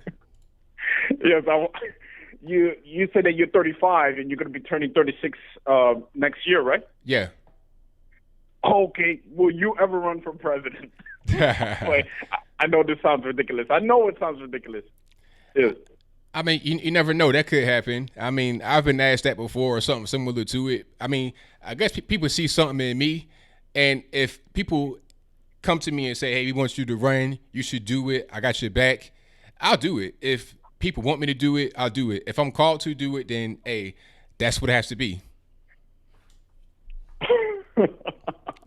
Oh, man, it's going to be so awesome because, you know, like I've been following you since 2018. And, you know, like I'm feeling everything, man. It's it's amazing. And you know, Trump, he can't be president forever. You know, that's right. Somebody's gonna have to take on after him. Yeah, maybe Trump Jr. or whoever else. Yeah, By the way, thank you so much, Mr. ABL, and I appreciate you. I'm headed to bed. I got church tomorrow. Thank you. Thank you for the call, man. Definitely appreciate you. All right. Good night. All right. Shout out to the caller. Most certainly appreciate him. But you guys know what time it is. I got to go ahead and wrap it on up, put a bow on the top. Thank you for joining. I definitely appreciate you. If you were on the line trying to get on and you were not able to, I'm sorry. But I got to go. Try again next time. I'll be live again Wednesday. I will be here Wednesday, New Year's Day. I will see you guys on the live show then. You guys know I put videos out all throughout the week that are pre-recorded. And look forward to a new looking set coming up here. I think by next week, definitely you'll see a new looking set. I can't wait to debut it. It won't be that new. It'll still look similar to what it is right now, but the quality will be a little bit different. And hopefully everything will go off the way I want. And the main reason why I'm doing the slight change is because of TV. Like if I'm on RT and I'm on a panel, I don't want my set to look so different from everybody else's to the point where it's like, oh, what's this guy? We got a potato wear. You know, like right here, I think the quality looks pretty good, but I'm going to up it up just a little bit. It'll be a little bit better quality just to keep improving and to get the ideas I'm talking about out to a lot more people. So that's pretty much all I got. Thank y'all again for being here. Definitely appreciate you. Shout out to all the moderators. You guys do a great job. We know you guys are. Michelle A. Ansel, Bill from the Hills, Liza Jean. Thank you all for joining. Shreebs, I see you in the chat. Thank you for what you do all the time, boss. Definitely appreciate you. And yeah, super chats. Let me read some super chats. Let me go ahead and close it on up. Thank you to, hold on one second. Let me just refresh right here. Thank you to Game and Tech for the super chats. There's 3 of them. First is Democrats just gave Trump a 20 win with impeach. Agree? 100%. He was going to win regardless, in my humble opinion, but the impeachment just sent him over the top. It's a big time rallying point. He can go out there to the campaign trail and talk to his constituents about this impeachment and how it's a bad thing. He can win over Democrats. And some of the data from these rallies talking about 20% of the audience are Democrats, 30% of the audience are Democrats. So why would you be at the rally if you're a Democrat or registered Democrat? You're not going to vote for them anymore. You're going to vote for the other guy. And then when you see a so-called rally for Joe Biden, there's not really anybody in there. And when there is anybody in there, more than 75 people, you're trying to fight people, challenging them to push-up contests, stuff like that. It's not really a good look. So this impeachment thing just added more fuel to the fire that is Trump's momentum going into the 2020 election cycle. Thank you for your donation. He also says, do you think Pelosi is scared to send articles?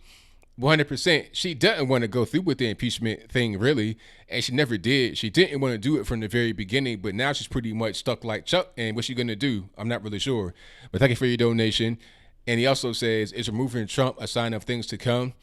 I'm not really sure what you mean by that, but this whole process is potentially a sign of things to come as far as the Democrats keep trying to do things that aren't really working for their interest of trying to, how can I say, trying to control the country from the outside when they don't have control, if that makes any sense. But thank you for your donation. Shout out to Chief Rocca, who says, peace, ABL, do what you do. Hey, thank you for that, man. Definitely appreciate you. Let me see. Is that everybody? I think I got everybody right there. Thank you for joining yet again. I will see you guys next time when I go live. And hopefully your holiday's been very good. Happy New Year. Be safe out there. Do not drink and drive.